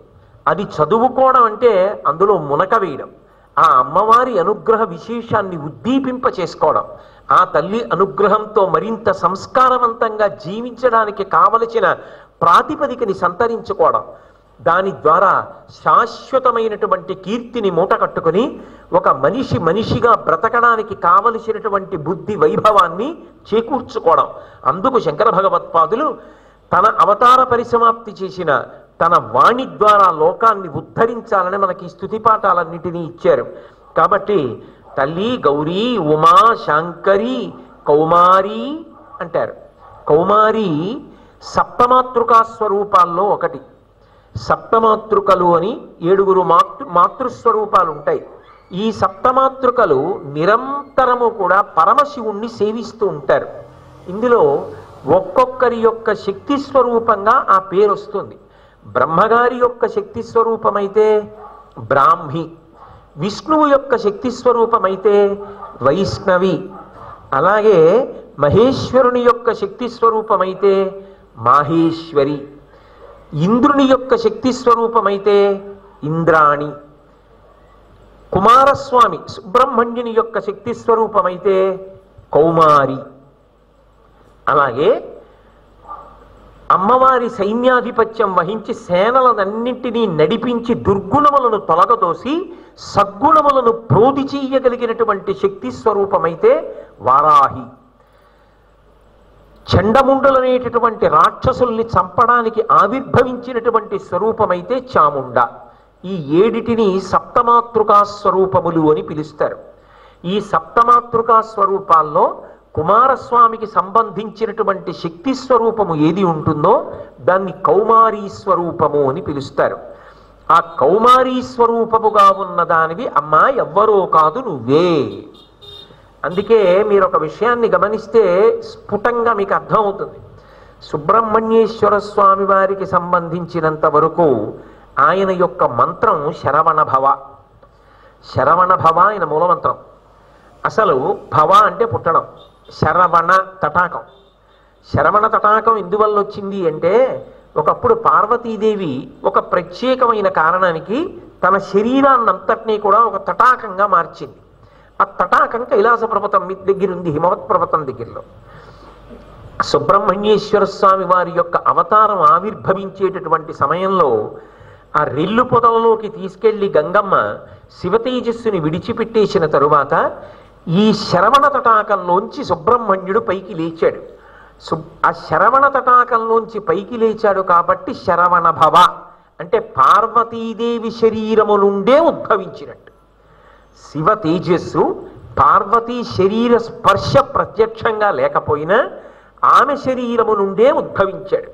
అందుకే అమ్మ పోలిగలంత అందగాడు. మీరు ఎక్కడైనా సుబ్రహ్మణ్యుడిని చూడండి, మహాందగాడు. శంకరాచార్యుల వారు సప్తమాతృకా స్వరూపాలు 7 ఉండగా కౌమారి అని సుబ్రహ్మణ్య స్వరూపానికి సంబంధించినటువంటి దాన్నే ఎందుకు తీసుకోవడం? ఆ కౌమారి రూపాన్ని ఎందుకు కీర్తిస్తారు అంటే మీరు ఒక విషయాన్ని బాగా పట్టుకోవలసి ఉంటుంది. శంకరాచార్యుల వారు జ్ఞాన మార్గావలంబకులు. ఆయన ఎప్పుడు సరస్వతీ కటాక్షం వైపుకి మొగ్గు చూపుతూ ఉంటారు, అటువైపు దాన్ని ప్రస్తుతి చేస్తూ ఉంటారు, అటు బరువు పెడుతూ ఉంటారు. సుబ్రహ్మణ్యుడికి గుహ అని ఒక నామం, ఆత్మగుహ ఎందు ఉంటాడు. మీరు చూడండి అనేక క్షేత్రాల్లో స్వామిమలై మొదలైన క్షేత్రాల్లో గోచీ పెట్టుకుని పరమజ్ఞాన స్వరూపంగా నిలబడతాడు. నిజానికి ఆయన బయట గొప్ప శక్తితో యుద్ధాలు చేసి దేవసేనకి ఆధ్యక్షం వహిస్తాడు. ఆధ్యక్షం వహించి ఓటమి అన్నది తెలియకుండా గెలుపు తీసుకొచ్చి ఇంద్రుడికి ఇస్తూ ఉంటాడు. ఇంతమంది రాక్షసుల్ని గెలవడానికి సుబ్రహ్మణ్యుడికి శక్తి ఎక్కడిది అంటే వేలాయుధన్ అంటారు. అందుకే ఇప్పటికీ తమిళనాట ఒక సంప్రదాయం ఉంది. సుబ్రహ్మణ్యేశ్వర స్వామి చేతిలో ఉండేటటువంటి శూలాయుధాన్ని ఒక్కదాన్ని తీసుకొచ్చి పెట్టి దానికి పూజ చేస్తారు, పేరు పెట్టుకుంటారు. వేల్ అని వేలాయుధన్ అని పెట్టుకుంటుంటారు. ఈ క్షేత్రంలో వేలు గురుస్వామి గారని ఒక గురుస్వామి గారు కూడా ఉన్నారు. వేలాయుధన్, వేలాయుధన్ అంటే శూలము అని. ఆ శూలం ఏమిటో తెలుసా? అమ్మవారి యొక్క శక్తి. అమ్మవారి యొక్క శక్తి శూలముగా ఆయన చేతిలో ఉంటుంది. ఆయన శివుడు ఎంత జ్ఞానమూర్తియో, ఈశాన సర్వ విద్యానాం ఈశ్వర సర్వభూతానాం బ్రహ్మాధిపతి బ్రహ్మణోధిపతి బ్రహ్మా శివో మే అస్తు సదాశివోం. సమస్త విద్యలకు ఆలవాలము శంకరుడు. అటువంటి శంకరుని యొక్క రూపంగా పరమ జ్ఞానమూర్తి వైరాగ్యమూర్తిగా ఉంటాడు. అంతేకాదు లోకంలో శివుడికి సత్కారం చెయ్యగలిగిన వాడు ఎవరుంటాడు? ఎవరు ఉండడు. అయ్యా మీరు ఇందులో గొప్పవారండి అని సత్కారం చేయడానికి ఆయన కన్నా గొప్పవాడు ఇంకో ఎవడు ఉంటాడు? అసలు ఆయనకి సత్కారం ఏమిటి? కాబట్టి అంత స్థాయికి వెళ్ళిపోయిన వాడికి సత్కారం ఏమిటంటే ఆయన కొడుకు చేతిలో ఆయన ఓడిపోవడమే. అప్పుడు అది ఆయనకి సత్కారం. పుత్రాదిచ్చేత్ పరాజయం. పుత్రుడి చేతిలో ఓడిపోయాడు అనుకోండి, ఆ పుత్రుడు ఎవరు? తన తేజస్సే. అబ్బా నాకన్నా గొప్పవాడయ్యాడు రా అని తండ్రి ఎంత సంతోషపడిపోతాడు అట. అదే ఆయనకి పెద్ద సత్కారం, కొడుకు అంతకన్నా గొప్పవాడు. శంకరుడు ప్రణవస్వరూపి, ప్రణవాతీత స్వరూపి, మహేశ్వర శబ్దం చేత. కానీ ఒకప్పుడు సుబ్రహ్మణ్యుడు అన్నాడు, నాన్నగారు మీకు నేను ప్రణవార్థం చెప్తానన్నాడు. చెప్పమన్నారు శంకరుడు. చెప్పేవాడు పైన కూర్చుని వినేవాడు కింద కూర్చోవాలని మర్యాద నాన్నగారు అన్నాడు. అలాగేరా అని ఇప్పటికీ కూడా మనకి తమిళనాడులో ఒక క్షేత్రం ఉంది, అందులో కనపడతాయి ఈ మూర్తులు. ఆయన కింద కూర్చుని సుబ్రహ్మణ్యుడు పైన కూర్చుని ప్రణవార్థం చెప్పాడు. ఎంతో సంతోషపడిపోయాడు శంకరుడు. శంకరుడికి పాఠం చెప్పినటువంటి మహాజ్ఞాని అయినప్పుడు ఆయన యొక్క శక్తి ఏమిటి? సుబ్రహ్మణ్యుడి శక్తి ఏమై ఉంటుంది? సుబ్రహ్మణ్యం అంటే పరమజ్ఞాని. ఆయన శక్తి జ్ఞానమే. నిరంతరము బ్రహ్మమునందు రమిస్తూ ఉంటాడు. అంటే శివానుభవమునందు ఓలలాడుతూ ఉంటాడు. అందుకే మీరు చూడండి, సుబ్రహ్మణ్య స్వరూపానికి ఓ లక్షణం ఉంటుంది. ప్రమాణం ఏది? జ్ఞానమునకు శాస్త్రమునకు కూడా శాస్త్రమే కదా. ప్రమాణం ఏది అంటే వేదము. వేదమే ప్రమాణము. వేదమునకే శాస్త్రము అని పేరు. శాసనాత్ శంసనాత్ ఇది శాస్త్ర. ఏది నిర్మోహమాటంగా శాసించి చెప్తుందో దాన్ని శాస్త్రం అంటారు. శాస్త్రము వేదము, వేదశాస్త్రము అంటారు. వేదమునకు నాదం ఉంటుంది. వేద మంత్రం చదివేటప్పుడు స్వరంతో వేదమంత్రాన్ని చదివితే ఒక గొప్ప నాదం ఉంటుంది అందులో. ఆ నాదాన్ని అనుభవించాలి అంటే ఆయన పావు రూపాన్ని పొందుతుంటాడు. అందుకే మీరు చూడండి, ఇప్పటికీ మీకు చాలా చోట్ల సుబ్రహ్మణ్యుడు సర్పరూపంలో కనపడుతూ ఉంటాడు. చాలా క్షేత్రాల్లో సర్పరూపంలో ఉంటాడు. తూర్పుగోదావరి జిల్లాలోనే మల్లవరం అని ఒక ప్రఖ్యాతమైన సుబ్రహ్మణ్య క్షేత్రం ఉంది. ప్రత్యక్ష దర్శనంగా చాట ఎంత ఉంటుందో అంత పెద్ద పడగ పట్టి ఉండేవాడు శివలింగానికి చుట్టుకుని. మీలో 99% మంది దర్శనం చేసిన క్షేత్రమే అనుకుంటున్నాను నేను. ప్రత్యక్షంగా ఉండేవాడు ఆయన. వేద పండితులు వచ్చి వేదమంత్రాన్ని సుస్వరంతో చదువుతుంటే పారవస్యాన్ని పొంది శివలింగాన్ని విప్పుకొని వచ్చి వాళ్ళ మీదకెక్కి వాళ్ళ మెడలో పూలదండ రూపంలో పడేవాడు. పడి కిందకి దిగిపోయి వెళ్ళి శివలింగాన్ని చుట్టుకునేవాడు ఆయన. పావు రూపంలో ఎందుకుంటాడు అంటే వేద పఠనం ఎక్కడ జరుగుతోందో ఆ వేద మంత్రములలోంచి వచ్చేటటువంటి నాదాన్ని పావు రూపంలో శ్రద్ధగా ఉపాసన చేసి వింటాడు. విని తల ఆడిస్తూ సంతోషపడిపోతుంటాడు. అందుకు సర్పరూపంలో ఉంటాడు. ఆయనకు ఉన్నటువంటి లక్షణాలన్నీ అమ్మకి దగ్గరగా ఉన్న లక్షణాలు. మళ్ళీ సర్పరూపంలో ఉండేది ఎవరు? అమ్మవారు ఉంటుంది. అందుకే మీరు కొన్ని కొన్ని క్షేత్రాల్లో చూడండి, శివలింగాన్ని పాము చుట్టుకుని ఇలా పడగపట్టి ఉంటుంది. అది ఎవరో తెలుసా? అమ్మవారే. అమ్మవారే అలా సర్పరూపంలో ఉంటుంది. నిజానికి ప్రతివారిలో కుండలిని రూపంలో ఉండేది ఎవరు అంటే అమ్మవారే. ఆ కుండలిని శివుణ్ణి చేరిందనుకోండి, అది బ్రహ్మానందానుభవం. శంకర భగవత్పాదులు ఆనందలహరి భాగంలో ఈ యోగశాస్త్ర సంబంధమైన రహస్యములు చెప్తూ అంటారు. మహీమూలాధారే కమపి మణిపూరే హుతవహం స్థితం స్వాధిష్టానే హృదిమరుతమాకాశముపరి. అలా సకలమపి భిత్వా కులపథం. ఆ తల్లి ఒక్కొక్క చక్రాన్ని దాటుతూ 300 చుట్లు చుట్టుకుని పడుకున్నటువంటి ఆ మనోపిభ్రూ మధ్యే ఆ ఒక్కొక్క చక్రాన్ని దాటుతుంది. దాటి సకలమపి భిత్వా కులపథం శివా ఆ పరమశివుని యొక్క సహస్రారే సారే సహరహసి పత్యా విహరసి. అలా పైకెక్కి సహస్రార చక్రమనందు పరమశివునితో కలిసి ఆమె ఆనందానుభవాన్ని పొందితే అమృతము వర్షించి ఆ యోగి యొక్క నాడీ మండలమంతా తడిసిపోతుంది అని యోగశాస్త్ర రహస్యంగా శంకరాచార్యుల వారు ఆనందలహరి విభాగంలో చెప్పింది. దాని వివరాలు తెలుసుకొని ఆచరించేవి కావు. తొందరపడి ఎవరు దాన్ని సాధన చేసేది కాదు. అది సమర్థత కలిగినటువంటి గురువు పక్కన ఉండి చేయించేదే తప్ప ఏదో శ్లోకాలు చదివి తాత్పర్యం చదివి చేసే పనులు కావు. ఆమె కూడా కుండలినిగా సర్పరూపంగా ఉండి పైకెక్కి భర్తతో విహరిస్తుంది. వేదనాదాన్ని వింటూ ఉంటాడు. భుజంగ రూపంగా, పాము రూపంగా, సర్పరూపంగా సుబ్రహ్మణ్యుడు. ఆమె సమస్త విద్యలకు ఆలవాలం. అందుకే శ్యామలాదండకం చేస్తూ జై జననీ సుధా సముద్రంతరుజన్మణి ద్వీప సంభ్రూఢ పిల్వాట వీమధ్య కల్పద్రుమా కల్ప కాదంబ కాంతార వాసప్రియే కృత్తి వాసప్రియే సాదరారబ్ధ సంగీత సంభావనా సంభ్రమాలోక నీపస్రగాబద్ధ చూళీశ నాథత్రికే సానుమత్పుత్రికే శేఖరీభూత శీతాం సురేఖామయూ కామలీనగ్ధ సుస్నిగ్ధ నీలాలక శ్రేణి శృంగారితే లోక సంభావితే కామలీలాధనుస్సన్ని బభ్రులతా పుష్ప సందోహ సందేహ కుర్ణాసికాముక్తికే అని కాళిదాసు స్తోత్రం చేస్తూ సర్వయంత్రాత్మికే సర్వమంత్రాత్మికే సర్వ రూపే జగన్మాతృకే పాహిమాం పాహిమాం పాహి తుభ్యం నమో దేవి తుభ్యం నమో దేవి తుభ్యం నమః అంటాడు. సర్వయంత్రాత్మికే సర్వమంత్రాత్మికే, సర్వయంత్రములు సర్వమంత్రములు సర్వవర్ణములు ఆవిడ స్వరూపమే. మహాజ్ఞాన స్వరూపం ఆవిడ, జ్ఞానప్రసూనాంబ ఉమాస్వరూపం. నేను అందుకే చెప్పింది, పూల లోపల దారంలా ఒక్కొక్క నామంతో ఒక్కొక్క నామం అనుసంధానం అవుతూ ఉంటుంది స్తోత్రంలో. ఎందుకంటే అది భావ పారవస్యంలోంచి వచ్చిన స్తోత్రం. రాత్రి నిద్ర పట్టక ఏవో తాగి కూర్చుని కలం పట్టుకు రాసిన స్తోత్రాలు కావు. అమ్మవారి ముందు నిలబడేటప్పటికీ దర్శనం చేత పొంగిన పారవస్యంలో శంకర భగవత్పాదుడు చేసిన స్తోత్రాలు జాతికి ఉద్ధారకములు అవి. కాబట్టి ఆ సుబ్రహ్మణ్య శక్తిగా ఆ జ్ఞానము ఆయన యందు ఏది ఉన్నదో, ఆయన పొందేటటువంటి అద్వైతానుభూతి ఏది ఉన్నదో, ఆ ఆనందం ఏది ఉన్నదో అది ఆమె కన్నా భిన్నము కానిది. అందుకే కౌమారి అన్న పేరుతో పిలవబడి సప్తమాతృకలు ఏం చేస్తుంటారు అంటే పరమశివుడి చుట్టూ ఉండి సేవిస్తూ ఉంటారు మళ్ళీ. అందుకే సప్తమాతృకా స్వరూపంలో కౌమారీ స్వరూపము నువ్వు కాక అన్యులు కాదు సుమా అన్నారు శంకర్.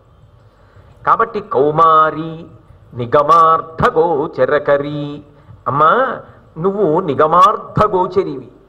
నిగమములు అంటే వేదములు, అర్థము అంటే వేదము చేత ప్రతిపాదింపబడినటువంటి అర్థము ఏది ఉంటుందో ఆ అర్థము గోచరము అంటే అనుభవంలోకి వచ్చేటట్టు చెయ్యగలిగిన దానివి నువ్వే.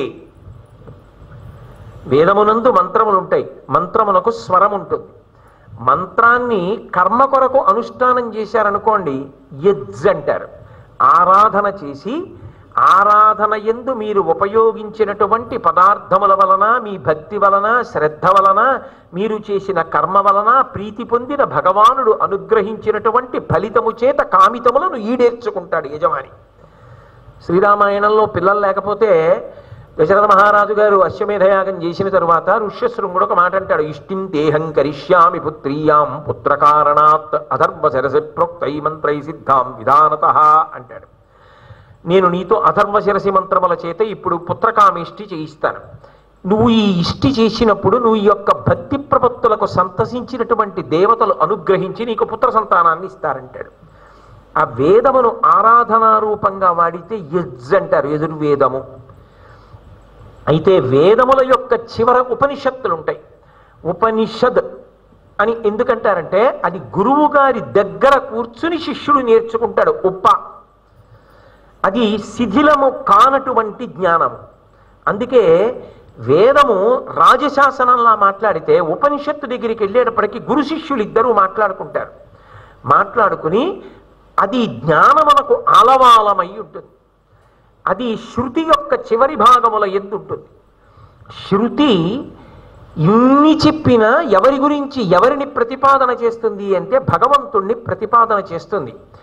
వేదము యొక్క అర్థము, వేదము యొక్క తాత్పర్యము, వేదము చేత ప్రతిపాదింపబడేది భగవంతుడే.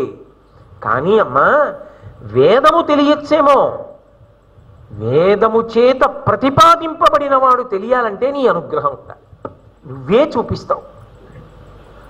నేను మీకు ఒక ఉదాహరణ చెప్తే మీరు బాగా పట్టుకుంటారు.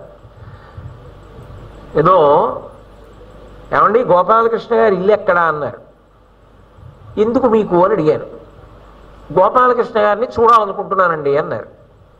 గోపాలకృష్ణ గారి ఇల్లు అదిగో 3వ సందులో 2వ ఇల్లు, ఇలా వెళ్ళండి 3వ సందు వస్తుందా అటు తిరగండి, మీ కుడి చేతి వైపు 2వ ఇల్లే గోపాలకృష్ణ గారిది, అటు ఇటు బొగడ చెట్లు ఉంటాయి, మీకు అది గుర్తు. ఇప్పుడు తెలిసిపోయిందా ఇల్లు ఎక్కడో? వెళ్ళాడు. ఇల్లు తెలియడం ప్రధానమా, గోపాలకృష్ణ గారిని చూడటం ప్రధానమా? గోపాలకృష్ణ గారిని చూడటం ప్రధానం. ఇప్పుడు గోపాలకృష్ణ గారి ఇంటికి వెళ్ళి తలుపు కొట్టాడు. ఎవరో అన్నారు. అయా, నేను విశాఖపట్నం నుంచి వచ్చానండి, మిమ్మల్ని చూడడానికి వచ్చాను. ఇప్పుడు కుదరదు, నేను దీక్షలో ఉన్నా, ఇవాళ చాలాసేపు అనుష్ఠానం చేసుకోవాలనుకుంటున్నాను. సాయంకాలం అయ్యప్ప స్వామి దేవస్థానానికి వస్తాను, అక్కడ ప్రవచన కార్యక్రమాన్ని నిర్వహించాలి, నేను అక్కడికి వస్తాను, అక్కడ కలవండి, ఇప్పుడు కుదరదు అన్నాడు.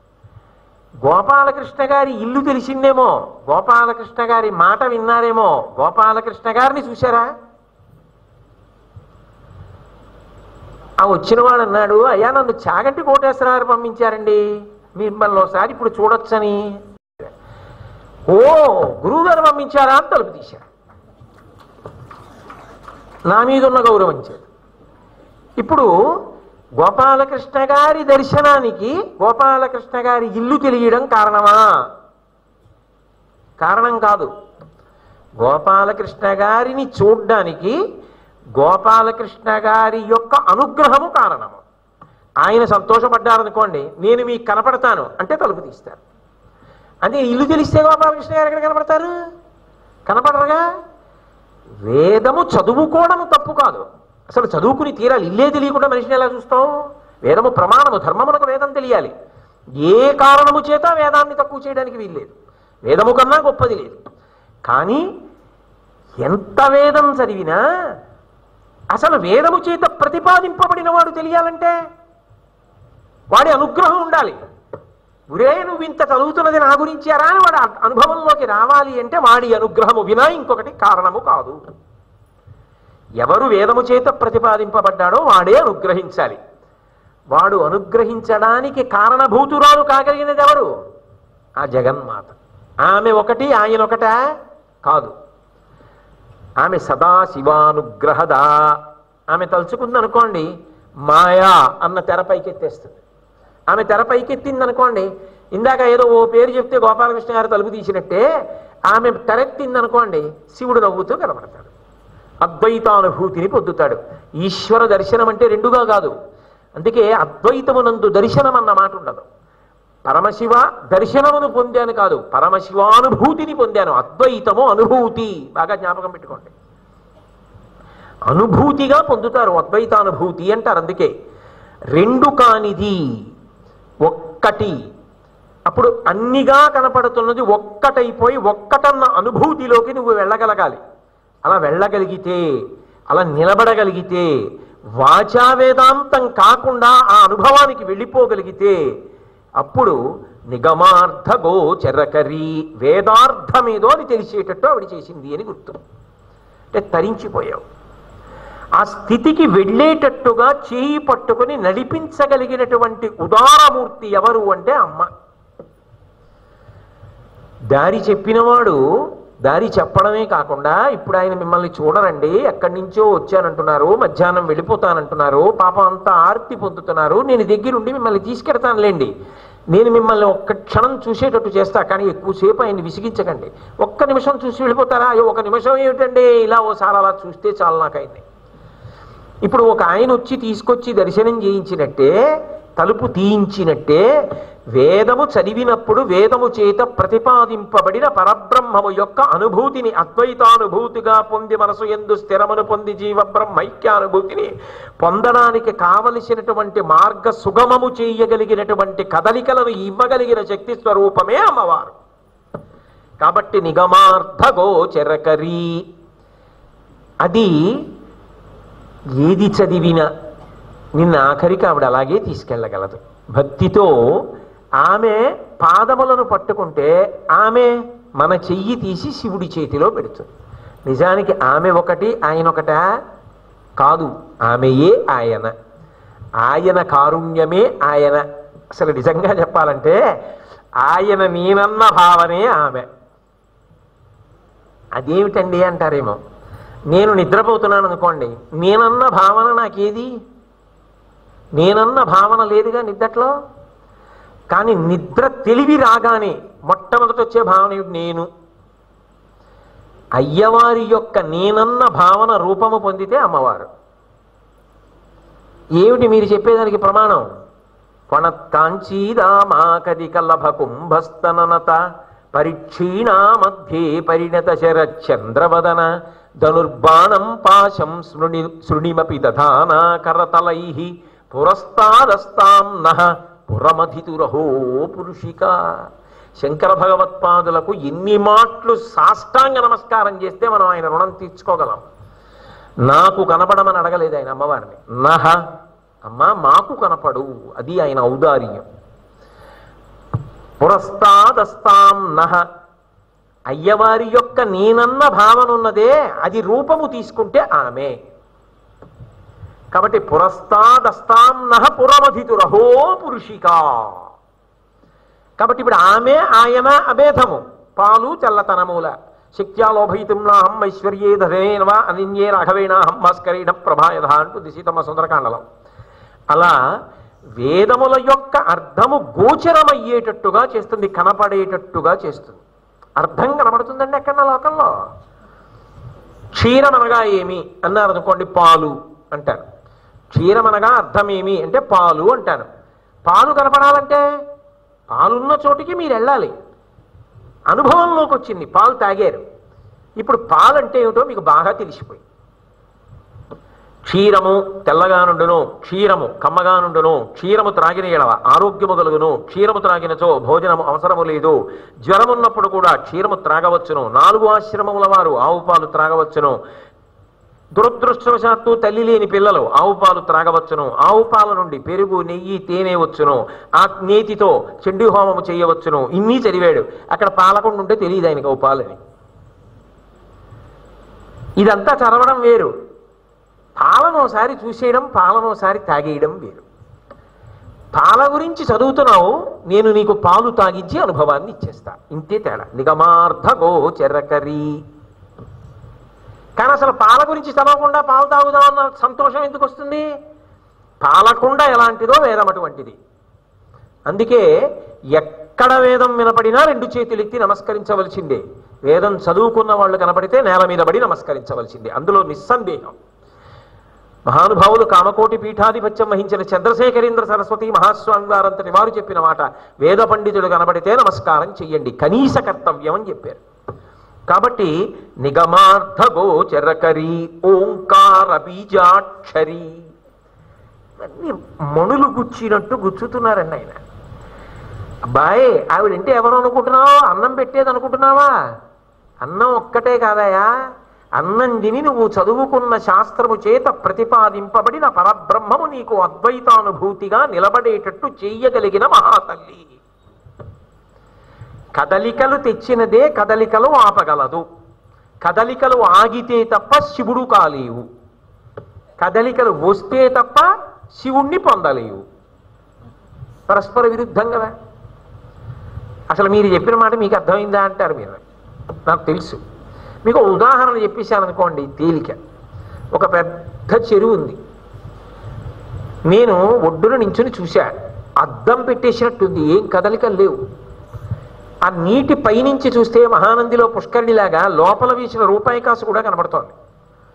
నేనేం చేశానంటే ఉన్నవాడిని ఊరుకోకుండా ఓ చిన్న రాయి తీసి ఇలా పడేశా. రాయి నీళ్లలో ఎక్కడ పడిందో అక్కడి నుంచి తరంగములు బయలుదేరుతాయా? ఒక్కొక్క తరంగం వచ్చి నీళ్లలో కదలిక వస్తుందా? ఆ తరంగం కొంత దూరం వెడుతుందా? అంటే నీళ్లలో కదలిక వచ్చిందా? ఈ కదలికలన్నీ అమ్మవారు. ఎక్కడ? నీళ్లలోనే. ఈ కదలికలన్నీ ఆగిపోవాలి. మళ్ళీ ఆగిపోతే శివుడు. ధర్మము కదలికలన్నీ ధర్మము చేత కట్టబడాలి. ధర్మము చేత కదిలిన కదలికలు ఆగినప్పుడు సమాధి, అది ఆవిడ అనుగ్రహిస్తుంది. అప్పుడు అద్వైతానుభూతి. అన్నపూర్ణ, అన్నం పెట్టిన తల్లే ఇది కూడా చేయగలదు. రాయి వేసిన వాడికే తరంగములు కనబడి తరంగంలో ఆగడము కనబడినట్టు అన్నం పెట్టిన తల్లి కదలడము ధర్మబద్ధంగా ఇచ్చి ఆఖరణ శివుడిగా నిలబెట్టగలదు. ఓంకార బీజాక్షరి. అమ్మా ఓంకారము నువ్వే, ఓంకార బీజాక్షర స్వరూపము నువ్వేను సుమా. ఒక్కొక్క మాట పలుకుతున్నప్పుడు శంకరాచార్యుల వారు ఎంత గంభీరమైన, ఎంత ఉదాత్తమైన, మహోత్కృష్టమైనటువంటి విశేషణములతో పిలుస్తారు అమ్మవారిని. అది బీజాక్షరము అన్నారు. బీజాక్షరము అంటే అది చూడండి, ఒక గింజకి తడి తగిలింది అనుకోండి, అందులోంచి అంకురం పైకి వస్తుంది. అలా బీజాక్షర మననము చేత శక్తి విస్ఫోటనం అవుతుంది. అది నేను చెప్తున్నది కాదు, శబ్దశాస్త్రం చెప్తోంది. అందులో శాక్తేయమునకు శబ్దశాస్త్రము ప్రాణప్రద సిద్ధాంతము. ఓంకార బీజాక్షరి, ఓంకారం అనేటటువంటి బీజాక్షరం ఉన్నదే ప్రణవము. ఆ ప్రణవము నువ్వే. ఆ అక్షరమును రూపముగా మారిస్తే నువ్వు అవుతావు. ఎలా? ఓం, అందులో ఏముంది? అకారము, ఉకారము, మకారము, ఈ మూడు కలిపితే ఓం. అ అంటే సృష్టి, ఉ అంటే స్థితి, నిలబెట్టడం, రక్షించడం, మ లయం, పడగొట్టి మళ్ళీ ఇంకొక శరీరాన్ని ఇస్తూ ఉండడం. సృష్టి, స్థితి, లయ, ఈ మూడు అకార, ఉకార, మకారముల చేత ప్రతిపాదింపబడతాయి. ఓం అయింది. ఇప్పుడు ఓం పరబ్రహ్మం. ఎందుకని ఎవరు సృష్టి చేసి స్థితి చేసి లయ చేస్తున్నాడో వాడే పరబ్రహ్మం. ఈ లోకములన్నిటినీ వాడే సృష్టి చేస్తున్నాడు, ఈ లోకములన్నిటినీ వాడే నిలబెడుతున్నాడు, ఈ లోకములన్నిటినీ వాడే పడగొడుతున్నాడు. లోకంబులు లోకేశులు లోకస్తులు తెగిన తుది అలోకంబకు పెంచీకటి కావల యవ్వండే కకృతి వెలుగువతని నేసేవింతున్. ఈ లోకములు లోకేశులు లోకస్తులు అందరూ పడిపోయిన తర్వాత ఆయన మాత్రం అలాగే ఉంటాడంతే. ఆయనకి వెలుగు కోసం మళ్ళీ ఇంకొకటి అక్కర్లేదు. నత్ర సూర్యోభాతి నచంద్ర తారకం నేమా విద్యుతో భాతి కుతోయమగ్ని త్వమేవ భాంతం అనుభాతి సర్వం తస్య భాషా సర్వమిదం విభాతి. ఆయన యొక్క వెలుగుని చూపించడానికి వేరొక వెలుగు అవసరం లేదు. ఆయనే వెలుగులకు వెలుగై ఉన్నాడు.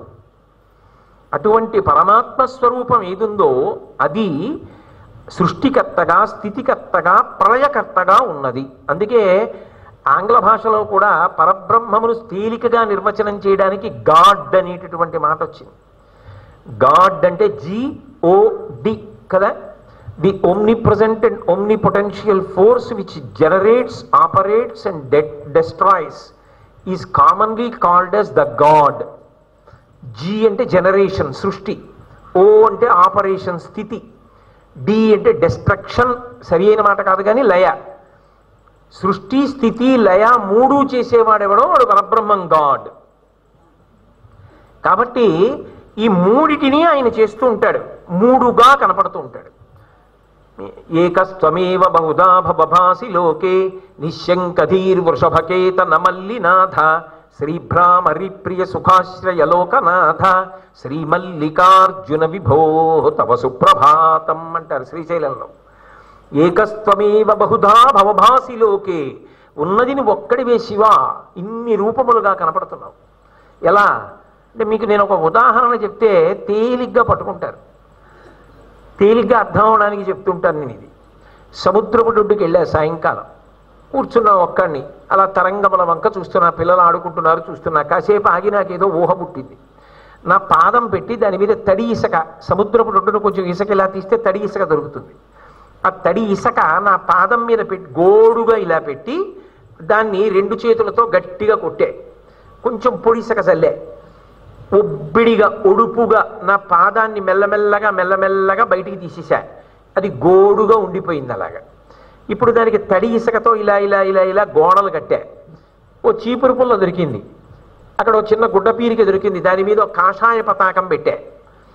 ఓ చిన్న ఇసుకతో నందీశ్వరుడు అన్నా, దాని ముందు ముఖమంటపం, అర్ధమంటపం, మహామంటపం అన్నా. ఇంకో చీపురు పుల్ల తీసుకొచ్చి ధ్వజస్తంభం పెట్టానన్నాను. ఎక్కడో సముద్రంలో కొట్టుకొచ్చిన మందార పువ్వు దొరికింది. ఆ మందార పువ్వు రేఖలు తీసేస్తే మధ్యలో తెల్లగా చిన్న దుద్దుల స్ఫటికలింగంలా ఉంటుంది. ఇసుక కొంచెం లోపల ఎత్తుగా పీఠంలా పెట్టి దాని మీద ఈ మందార పువ్వులో ఉన్న తెల్లటి ములుకు పెట్టి అక్కడ స్ఫటికలింగానికి నేను ఆలయం కట్టానన్నాను. మురిసిపోయాను చూసి. చీకటి పడిపోతోంది. ఒకవేళ నేను లేచి వెళ్ళిపోయిన తర్వాత ఎవడైనా ధూర్తుడు వచ్చి కాలుతో తంతాడేమో దీన్ని అని నేనే లేచి సముద్రంలో నీళ్లు చేతులతో తీసుకొచ్చి వారి మీద పోసేశాను. ఇప్పుడు అది మళ్ళీ విరిగి పడిపోయి ఇసుకలో కలిసిపోయి. అసలు దేవాలయాన్ని కట్టినవాడెవరు? నేనే. అక్కడ శివలింగాన్ని పెట్టి మణులతో పూజ చేస్తున్నానని చెప్పి అక్కడ దొరికిన శంఖాలు అక్కడ దొరికి తెల్లగా మెరుస్తున్నవి అవన్నీ తీసి కాసేపు అక్కడే కూర్చుని పైకి ఎవరికీ చెప్పకుండా ఓం నిధనపతయే నమః, ఓం నిధనపతాంతికాయ నమః, ఓం ఊర్ధ్వాయ నమః అంటూ మణులతో పూజ చేశానన్న. నిర్వహించిన వాడెవరు దాన్ని? నేనే. ఆఖరణ నీళ్లు పోసి దాంట్లో కలిపేసిన వాడెవరు? నేనే. గుడి కట్టినప్పుడు నా పేరు బ్రహ్మ, పూజ చేసినప్పుడు నా పేరు విష్ణువు, నీళ్లు తెచ్చి పోసి పడగొట్టినప్పుడు నా పేరు హరుడు. కానీ 3 పేర్లతో 3 సార్లు మీరు చూసి పిలిచినా ఆఖరికి మాత్రం ఒక్కడిని నేనేనా ఇవన్నీ? అలాగే పరబ్రహ్మం ఒక్కటే. ఆ ఒక్క పరబ్రహ్మమే 3 పేర్లు పెట్టుకుని సృష్టి స్థితి లయ చేస్తుంది. దాన్ని ఓం అంటారు, ప్రణవం. ఇప్పుడు ఆ ప్రణవం రూపం తీసుకుందనుకోండి, అదే అమ్మవారు. ఎలా? ఉమా. ఆ ఉమా ఓం, ఉమా ఆ ఓం. ఓంలో ఉన్న 3 అక్షరాలేగా ఉమాలో ఉన్నాయి. అప్పుడు మరి ఓం రూపం తీసుకుంటే ఉమా రూపం అవలా? ఉమా సరస్వతీ కటాక్షం. శంకరాచార్యులు వారు దాన్ని కొనసాగిస్తున్నారు. అందుకే కౌమారి నిగమార్థ గోచరకరి ఓంకార బీజాక్షరి. ఆయనకి ఆ సరస్వతి వైభవం, ఆ శారదా కటాక్షం మీద ప్రీతి అటువైపు ప్రవహిస్తోంది ఆ స్తుతి పాఠం. అందుకే ఇప్పుడు ఉమా. అయితే ఏమిటి ప్రణవానికి దీనికి తేడా? ఓంకారంలో అకార ఉకార మకారములు ఉన్నాయి, ఉమాలో ఉకార మకార అకారములు ఉన్నాయి. ఉమా అన్నప్పుడు ఉ మా మా అన్నప్పుడు మాలో అకారం ఉందా? ఉమా ఉమా ఆ ఉమా ఓం అయినప్పుడు ఉ మా అయితే ఆ ఉ మా ఓంలో ఉ స్థితి. ఉమాదేవి దగ్గరికి వచ్చేటప్పటికి మొట్టమొదటికి ఏది వచ్చింది? స్థితి. అంటే ఏది ముందొచ్చింది? రక్షణ. అంటే అమ్మవారు దేని మెట్ల మమకారంతో ఉంటుంది? రక్షణ యందు మమకారంతో ఉంటుంది. ఆవిడికి ఎప్పుడు ఏమిటి ప్రీతి అంటే శాంకరి. అందరినీ రక్షించడం అంటే ఆమెకి ఎంత ఆనందం. అందుకే ఆవిడ దగ్గరికి వెళ్ళేటప్పటికి మాత్రం ప్రణవం ఉమారూపాన్ని పొందినప్పుడు ముందు స్థితి పెడుతుంది. స్థితి లయ సృష్టి. స్థితి నిలబెడుతుంది, లయ జ్ఞానం ఇచ్చి కలిపేస్తుంది. అలా జీవుల్ని మళ్ళీ సృష్టి చేస్తూ ఉంటుంది. అందుకని ఉ మా అ ఉమా ఆ ఉ మా ఓం. ఓం రూపాన్ని తీసుకుందనుకోండి ఉమా. కాబట్టి ఇప్పుడు మీకు ఏమైనా అనుమానమా? ఆమెయే ఆ ప్రణవం ఏదైతే ఉందో ఆ ప్రణవమే అమ్మవారి రూపాన్ని పొందింది. కాబట్టి అమ్మ నువ్వు నిగమార్థ గోచరకరి ఓంకార బీజాక్షరి కాదు, ఆమెయే సృష్టి స్థితి లయ చేస్తోంది. అందులో అనుమానం ఏముంది? ఆమెయేగా లోపల ఉన్న శక్తి స్వరూపం. అమ్మలగన్నయమ్మ ముగురమ్మల మూలపుటమ్మ చాలా పెద్దమ్మ సురారులమ్మ కడుపారడి బుచ్చినయమ్మ తన్ను లోనమ్మిన వెల్పుటమ్మల మనంబున ఉండెడియమ్మ దుర్గమాయమ్మ కృపాబ్ధినిచ్చుట మహత్వ కవిత్వ పటుత్వ సంపదల్ అల్లా పోతన గారు. కాబట్టి ఆ తల్లి ఓంకార బీజాక్షరి మోక్షద్వార కవాట పాటనకరి కాశీపురాధీశ్వరి. ఆమె ఏం చేస్తుంటుంది అంటే మోక్షద్వార కవాట పాటనకరి. మోక్షము అనబడేటటువంటి దానికి ఉన్నటువంటి ద్వారమునకు ఆమె అడ్డగడియగా ఉంటుంది. ఇది ఎక్కడిదో తెలుసా ఈ మాట? శంకరాచార్యుల వారు తీసుకున్న ఈ మాట నిజానికి దుర్గా సప్తశతిలోది. దుర్గా సప్తశతిలో అర్గళా స్తోత్రము అని ఒకటి ఉంది. అర్గళా స్తోత్రం మహాశక్తివంతం. నిత్యపారాయణ చేస్తుంటారు కొంతమంది పెద్దలు. ఆ అర్గళ అన్న మాటకు అర్థం ఏంటంటే బారుమాను అని అర్థం. ఇప్పుడు అలా ఉందో లేదో నాకు తెలీదు. తలుపులు వేసి లోపల నుంచి ఇలా ఓ గడియ వేసేవారు. ఆ గడియ ఇలా తిప్పితే యువతల తలుపుకి ఇలా పట్టుకోవడానికి ఇలా అమరిక ఉండేది. ఆ గడియ వచ్చి అందులో పడుతుంది. అది గట్టిగా తోసేస్తే తలుపులు వస్తాయి. కానీ 2 తలుపులకి అటు ఇటు కూడా ఇలా చేతులు ఇలా పెట్టినట్టుగా ఇనపవి అమరిక ఉంటుంది. అందులో ఏం చేస్తారంటే రాత్రి అయిన తర్వాత ఓ పెద్ద కొయ్య దొంగ ఒకటి ఆ 2 చేతులు లాంటి దాంట్లో పడేస్తారు అడ్డంగా. ఇప్పుడు అది 2 తలుపులకి లోపల అడ్డంగా ఉంటుంది. బయట నుంచి లోపలికి ఏమైనా వస్తుందా? ఇంకా ఇక బయట నుంచి లోపలికి ఏం రాదు. అంటే ఆమె అర్గళ అవుతుంది, బారుమానవుతుంది. అడ్డగడి అవుతుంది. ఎలా అంటే ఏ బయటి విషయము వలన విషయ సుఖముల కొరకు లోపల మనసు కదలకుండా చేసి నిలబెట్టి ఏకాగ్రతనిచ్చి మనసు భగవంతుని యందే నిలబడేటట్టు చెయ్యగలిగిన శక్తి స్వరూపము ఏది ఉన్నదో ఆమె అర్గళ. ఆమె నువ్వు చెయ్యగలిగినంత చేసావు, భక్తితో కూడిన కర్మాచరణము చేసావు, దీనికి ఫలితము నీకు పాత్రత, అర్హత కలిగింది. ఇదిగో నీకు జ్ఞానం ఇస్తున్నాను, దీని వలన నీకు విడుదల. ఇప్పుడు ఆమెయే బారుమాను తీసేసి గడియ తీసి తలుపులు తీసి వెళ్ళిపోతుంది. విడుదల. తలుపులు తీసి బయటికి పంపించేస్తే తలుపులు వేసి కూర్చోబెట్టేది ఎందుకు? చిత్తశుద్ధి కొరకు. తలుపులు తీసి పంపేది ఎందుకు? ఇక మళ్ళీ రాకుండా ఉండవలసిన అవసరము కొరకు. శాశ్వత విడుదల మోక్షము. కాబట్టి ఇప్పుడు ఆ గడియ వేయాలన్నా గడియ తీయాలన్నా ఎవరి చేతిలో ఉంది? ఆవిడ చేతిలో ఉంది. ఆవిడ ఆ గడియ వేసిందనుకోండి, తరించడానికి కావలసినటువంటి వ్యవస్థని పొందాడు. ఒకవేళ ఆవిడ ఆ గడియ వేసి తీసి బయటికి పంపించేసింది అనుకోండి, వాడు విడుదల పొందాడు. ఆవిడ గడియ వేయడం మానేసింది అనుకోండి, ముందు గడియ వేయలేదు ఆవిడ, నీ ఇష్టం తిరగవే అంది.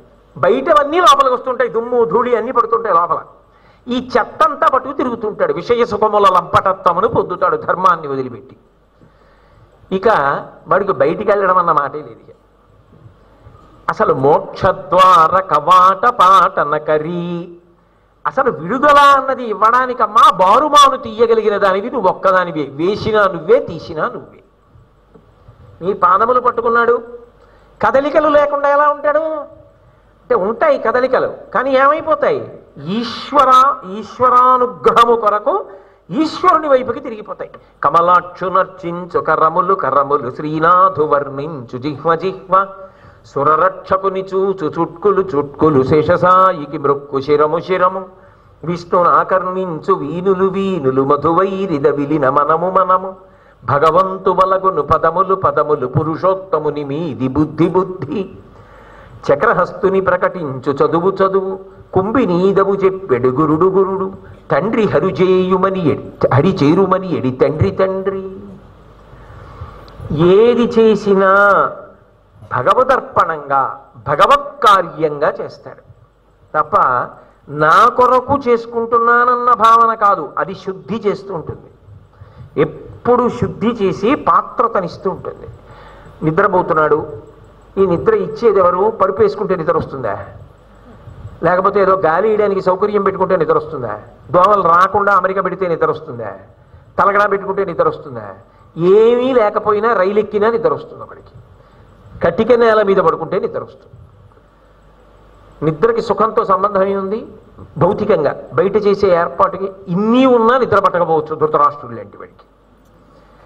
నిద్ర పట్టాలి అంటే ఆమె అనుగ్రహం ఉండాలి. యాదేవీ సర్వభూతేషు నిద్రారూపేణ సంస్థిత నమస్తస్యై నమస్తస్యై నమస్తస్యై నమో నమః. ఆమె అనుగ్రహం ఉందనుకోండి, కంటి నిండా నిద్రపోతాడు. హాయిగా సుఖంగా నిద్రపోయి తెల్లవారేటప్పటికి మళ్ళీ సంతోషంగా లేచి ఉత్సాహంగా కార్యక్రమాలు చేస్తాడు. ఇప్పుడు ఆ తల్లి నిద్రారూపంలో ఉండి అందరికీ కూడా కావలసినటువంటి సమస్తమైన అనుగ్రహాన్ని కటాక్షిస్తోంది. అయినప్పుడు నిద్రపోతే ఆమె అనుగ్రహం, నిద్రలేస్తే ఆమె అనుగ్రహం, తింటే ఆమె అనుగ్రహం, జీర్ణమైతే ఆమె అనుగ్రహం, అన్నీ ఆ తల్లి అనుగ్రహం కాకుండా ఎలా ఉన్నాయి? అన్నీ ఆమె అనుగ్రహం అని భావన చేస్తూ కదిలిన ప్రతి కదలికకి మూలంతో అనుసంధానం అవుతూ ఉంటాడు. మీరు బాగా పట్టుకున్నారో లేదో, మూలముతో కలుస్తాడు. అది దీర్ఘ పూజ.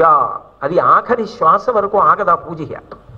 ఆ పూజ నిరంతరము జరుగుతూ ఉంటుంది. వాడు ధన్యాత్ముడు. అంటే అది ఎలా ఉంటుందంటే మీకు తేలిగ్గా అర్థం అవ్వాలి అంటే ప్రహ్లాదుడిది చెప్తే అర్థమవుతుంది. పానీయంబులు త్రావుచున్ కొడుచుచున్ భాషించుచున్ హాసలీలా నిద్రాదులు చేయుచున్ తిరుగుచున్ లక్షించుచున్ సంతత శ్రీనారాయణ పాద పద్మజుగళీ చింతామృతాస్వాద సంధానుండై మరచన్ సురారిసుతుడే తద్విశ్వమున్ భూవరా. మంచినీళ్లు తాగాడు ప్రహ్లాదుడు, కానీ నారాయణుణ్ణి తలుచుకు పొంగిపోయేవాడు. ఎలా? మంచినీళ్ళు ఎప్పుడు తాగుతావు? దాహం ఇస్తే తాగుతావు. బయట అయితే కుండలో నీళ్లున్నాయి, కుండలో నీళ్లు లేవంటావు. కానీ ఇక్కడ నీళ్ళు అయిపోయాయి ఎవరు చెప్తారు? ఎవరికి తెలుస్తుంది? మర్చిపోతావు కూడా, ప్రాణమే పోతుంది ఒక్కసారి. కానీ లోపల ఉండి తల్లి చెప్తోంది, ఒరే అబ్బాయి లోపల నీళ్ళు అయిపోయాయిరా, దాహం రూపంలో చెప్తోంది. ప్రహ్లాదుడికి దాహం వేయగానే అమ్మవారు గుర్తొచ్చింది. నారాయణుడు అనండి, నారాయణి అనండి. అమ్మా నాలో నీళ్ళు అయిపోయావని దాహం రూపంలో చెప్పావా? దాహం తీరడానికి నీళ్లు వినా ఇంకొకటి లేదు. ఆ నీటి రూపంలో నువ్వేనా ఉన్నావు? ఉండి నీరు రూపంలో నాకు దాహం తీరుస్తున్నావా? భవానీ అంటే అదే కదా, మరి నీటికి అధిదేవత. నీటి రూపంలో ఉండి దాహాన్ని తీరుస్తున్నావా? అమ్మా నువ్వు ఈ నోరు ఇక్కడ, కడుపు ఇక్కడ పెట్టుంటే నా బతుకేమయ్యేది? నీరు పల్ల మెరుగు, నిజము దేవుడిరుగు. ఇక్కడ నీళ్లు పోస్తున్నాను కాబట్టి కడుపులోకి ఎడుతున్నాయి. కడుపు ఇక్కడ, నోరు ఇక్కడ పెడితే ఇక్కడ పోసి నీళ్లు కింద కెడతాయి కానీ పైకి ఎక్కుతాయా కడుపులోకి? దాహం ఎలా తీరుతుంది? దాహం వెయ్యగానే తాగకపోతే ప్రాణాలు నిలబడవు. అందుకని అన్నం తింటే లోపలికి వెళ్ళడానికి సమయం పడుతుంది. నీరు ఇలా పోసుకోగానే గుటుక్కుమని వెళ్ళి కడుపులోకి వెళ్ళి ప్రాణాలు నిలబడతాయి. ముఖం మీద చిలకరిస్తే చాలు లోపలికి వెళ్ళి ప్రాణాలు నిలబడతాయి. అందుకే ఆపో వా ఇదగం సర్వం అమృతం వా ఆపహ. ఇంత గొప్పగా నీటిని సృష్టించావా? ఇప్పుడు నాకు చెప్పండి, ఆయన పూజకు అంతేది? ఆయన పూజకు అంతు లేదు. ఆయన ఏది చేయనివ్వండి, పానీయంబులు త్రావుచున్ కుడుచుచున్, తినడానికి వెళ్ళాడు అనుకోండి, ఇంత మృదువైన నోరా, ఇందులో రసాంకురములతో నాలిక, ఇంత మెత్తటి పదార్థంతో లోపల దవడలా, ఇంత కఠినమైన దంతపంక్త, అవి పైన ఒక వరస కింద ఒక వరస, మళ్ళీ ఇందులో కొన్ని కోరగా సన్నగా ఉండే పళ్ళ, చీల్చడానికి కొన్న, నవలడానికి కొన్న, కొరకడానికి కొన్న, అటువంటి దంత పంక్త, వాటికి నిప్పు ఉండదా? నేను ఏదైనా నోట్లో పెట్టుకుంటే దంత పంక్తి నవ్వులుతుంటే నాలుక తోస్తూ ఉంటుందా?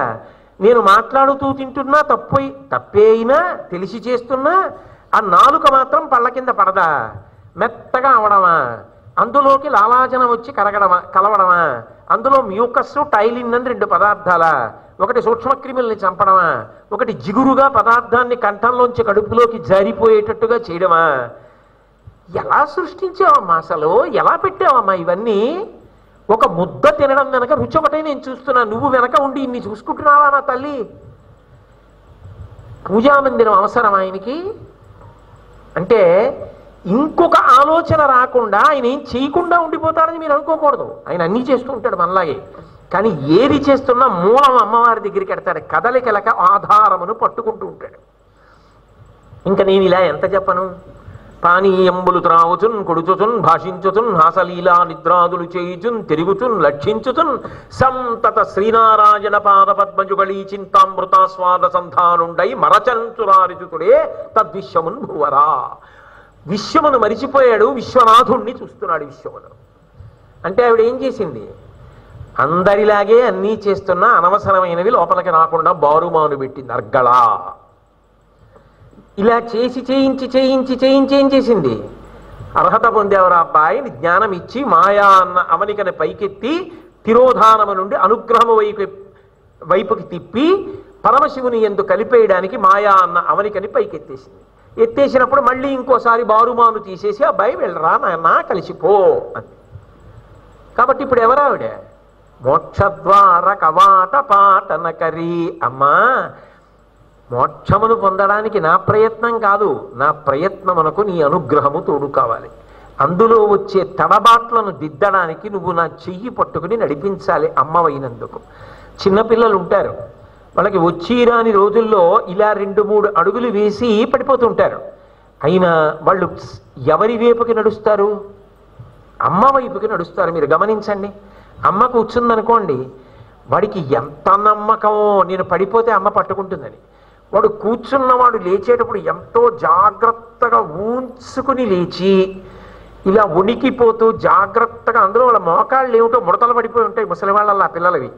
ఆ మోకాలు తీసి మెల్లిగా పాదం ముందుకు పెట్టి ఆ వెనక కాలు ఇలా తీసి పెట్టి మళ్ళీ ఇలా ఊగిపోతూ ఊంచుకుని ఎక్కడ పడిపోతానోనని గబగబా 2 అడుగులేసి అమ్మ ఇలా చేతులు చాపితే అమ్మ చేతులు పట్టుకుని అమ్మ ఒళ్ళో పడిపోయి కిలకిల నవ్వుతాడు. అమ్మ తర్వాత చెయ్యి పట్టుకుని మెల్లిగా నడిపిస్తుంది. ఆ తర్వాత వృద్ధాప్యంలో వాడు అమ్మ చెయ్యి పట్టుకుని నడిపిస్తాడు. అమ్మ నాకు ఉపాసనలో ఒడుదుడుకులుంటాయి. ఒకనాడు ఉన్నాడంటాను, ఒకనాడు లేడంటాను. రోషీరోజదు కామినీ జనుల తారుణ్యోరు సౌఖ్యంబులన్ బాసీబాజత పుత్రమిత్ర ధన సంపద్భ్రాంతి వాంఛాలతల్ కోశీ కోయిదు నామనంబకట నీకున్ ప్రీతిగా సత్క్రియల్ చేసీ చేయుదు దీని తుళ్ళన చవే శ్రీకాళహస్తీశ్వర. అలా నిలబెట్టి విడుదల ఇవ్వగలిగిన తల్లి ఎవరు అంటే అమ్మా, కేవలం అన్నం పెట్టేదానివి కావమ్మా, మోక్షమునకున్నటువంటి ద్వారమునకు బారుమాను తీయగలిగిన దానివి నువ్వే. కనుక మోక్షద్వార కవాట పాటనకరి కాశీపురాధీశ్వరి. కాశీయే విముక్త క్షేత్రం, మోక్షమునకు ఆలవాలం. కాబట్టి కాశీపురాధీశ్వరి. నిజంగా చెప్పండి, మీకు ఈ అన్నపూర్ణాష్టకం వింటున్న తర్వాత ఓసారి మళ్ళీ వెళ్ళి బాగా చూడాలా.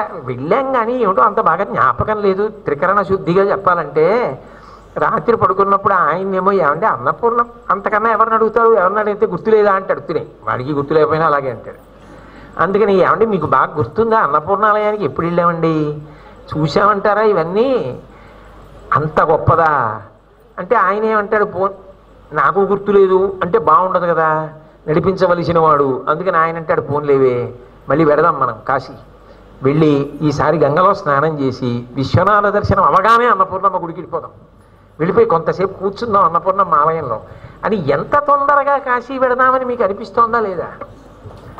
శంకరాచార్యుల వారి గొప్పతనం ఎక్కడుందంటే, ఆ ప్రేమ కలిగినప్పుడు మీరు ఆ రూపాన్ని చూడకుండా ఉండలేరు. అది చూసేశారనుకోండి మీకు ఆనంద భాష్పాలు వస్తాయి. నేను ఇంత విన్నది ఈ అమ్మ గురించా, ఈ అమ్మ ఇన్ని చేస్తావా, అమ్మా నన్ను అనుగ్రహించవా అని ఇక నోటితో అనరు.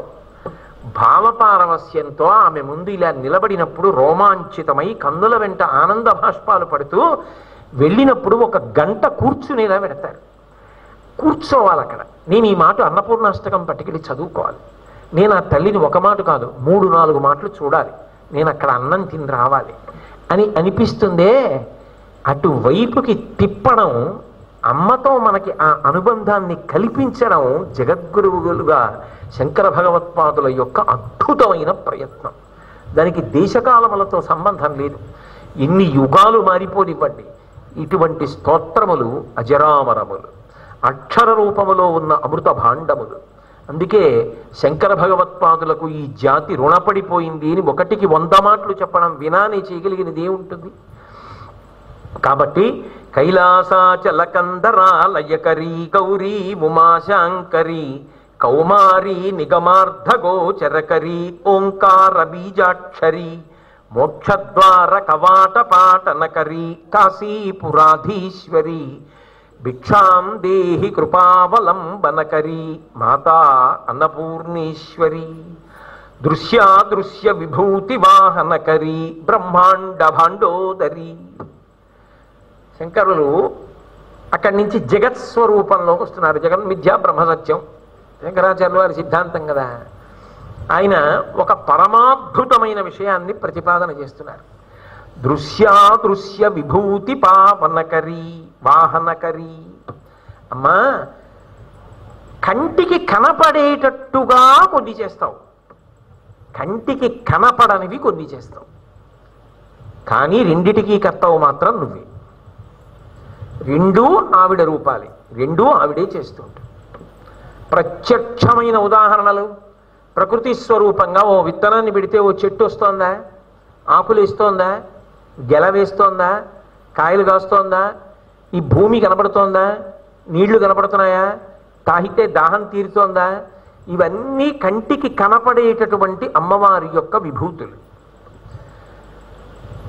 అలాగే ఆవిడ యొక్క గొప్పతనం ఇంకొకటి ఉంది. కంటికి కనపడేటట్టుగా ఆమెయే తిరుగుతుంటుంది. ఎలా? గురుమండల రూపిణి. నిజానికి గురువు రూపంలో తిరిగేది ఆవిడే తిరుగుతోంది. అంటే ఆయన గురువు అని పేరు పెట్టేసుకున్న వాడి గురించి నేను చెప్పట్లేదు. ఎవరికైనా గురి కుదిరి గురువు గారిని పిలిస్తే, అంతేగాని నాకు నేనే గురువు గారు కొట్టేసరారని నాకు నేనే ప్రకటించేసుకున్నాను అనుకోండి, అదో అర్థం లేని విషయం. నాకు నేనే గురువు అని చెప్పుకోవడం ఏంటి? ఎవరైనా నన్ను అనాలి. నా మీద గురి కుదిరితే వాళ్ళు గురువు గారు అంటే దానికి అర్థం ఉంది. అంతేగాని నాకు నేనే గురువు గారిని పేరెట్టేసుకుంటే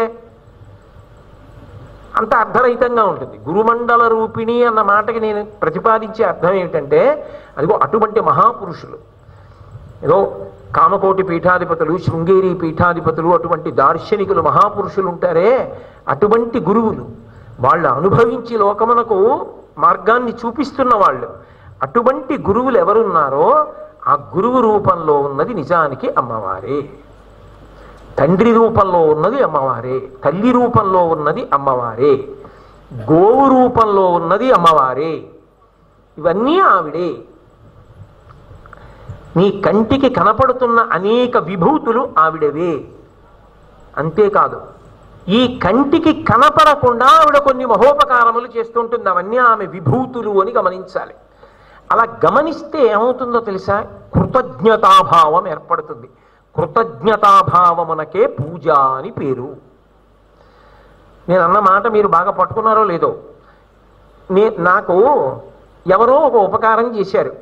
ఎవరు చేశారు తెలియదు. ఆ తర్వాత తెలిసింది ఆయనేనండి ఈ ఉపకారం చేసి పెట్టిన వారు అని. నేను చాలా ముఖ్యమైన పని మీద భాగ్యనగరం వెళ్ళవలసి వచ్చింది. కానీ ఎలా వెళ్ళడానికి ఏ ప్రయాణ సదుపాయం లేదు. ఇవాళకి ఇంకో గంటలో వెళ్ళాలంటే ఎలా దొరుకుతుంది నాకు టికెట్? కానీ నేను ఇంటికి వెళ్ళి ఎలాగో అలా వెడతాను లేవే, తలుపు దగ్గర నిలబడైనా వెళ్ళిపోతా తప్పదు అని వెళ్ళేటప్పటికీ కింద ఆ ఇంటి సంరక్షకుడు ఒక కవర్ ఇచ్చాడు. ఎవరో వచ్చారండి, మీకు ఇది ఇచ్చి వెళ్ళమన్నారు, తర్వాత కలుస్తా అన్నారు, మీరు పని అయిపోయిన తర్వాత వచ్చి కలుస్తా అన్నారని. నేను ఆ కవర్ తీసి చూస్తే ఆ రోజు నేను వెళ్ళడానికి వీలుగా ఏదో ఆశ్చర్యక పరిస్థితుల్లో ఇచ్చేటటువంటి పడుకుని వెళ్ళడానికి వీలైనటువంటి వ్యవస్థతో కూడుకున్నటువంటి టికెట్ని ఆయన తీసుకొచ్చి ఆ కవర్లో పెట్టి నాకు ఇచ్చాడు. ఎవరో తెలియకుండా ఉపకారం చేశాడు. పని అయిపోయింది. అమ్మయ్య, ఆయన ఆ రోజున అలా ఇవ్వకపోతే ఎంత ఇబ్బంది పడిపోదునో, అందులో ఆ రోజు చాలా తలపోటుగా ఉంది, ఎలా ప్రయాణం చేద్దునో అనుకున్నాను. తిరిగి వచ్చిన తరువాత అలా ఇచ్చిన వారు ఆయనేనండి అని చెప్పారు.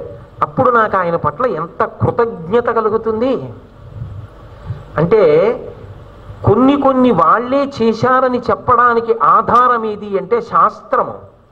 ఆ దర్శనమును పొందినటువంటి పెద్దలు వాళ్ళు సాక్ష్యం. మనకి మనంగా తెలుసుకునే అవకాశం కనపడకపోవచ్చు, కానీ అది జరుగుతోంది అంటే చేస్తున్నవాడు ఒకడు ఉన్నాడు అని గుర్తు. నేను ఇప్పుడు ఇక్కడ ప్రవచనం చేస్తున్నాను అనుకోండి, నేనెవరో తెలియని వాళ్ళు ఉండొచ్చు. నేనేం మహాపురుషుణ్ణి గాను, ప్రఖ్యాతి వహించిన వాడిని గాను, నేనెవరో తెలుసుకోవడానికి. కానీ అక్కడ ఎవరో వింటున్నారు అనుకోండి, లోపలికి రాకపోయినా ఎవరో ఉపన్యాసం చెప్తున్నాడండి అంటారు. ఆ తర్వాత ఎవరండి ఆయన చెప్పిన ఆయన అని అడిగితే ఎవరో తెలుసున్న వాళ్ళు పేరు చెప్పారనుకోండి, ఓ ఆయన ఈయన అనొచ్చు, అది వేరు విషయం. అమ్మవారు మనకి తెలియకుండా కొన్ని విభూతులను, కొన్ని అనుగ్రహాలని కటాక్షిస్తూ ఉంటుంది. ఏమిటవి అంటే, మనం తెల్లవారితే అపరాజితా సూక్తము అని ఒక సూక్తం దుర్గా సప్తశతిలో, ఆ అపరాజిత సూక్తం చదువుతారు. అసలు ఆ పేరే అంత గొప్పది. అపరాజిత, ఆడపిల్లకి పెట్టుకోవడానికి అద్భుతమైన పేరు, 5 అక్షరాలతో.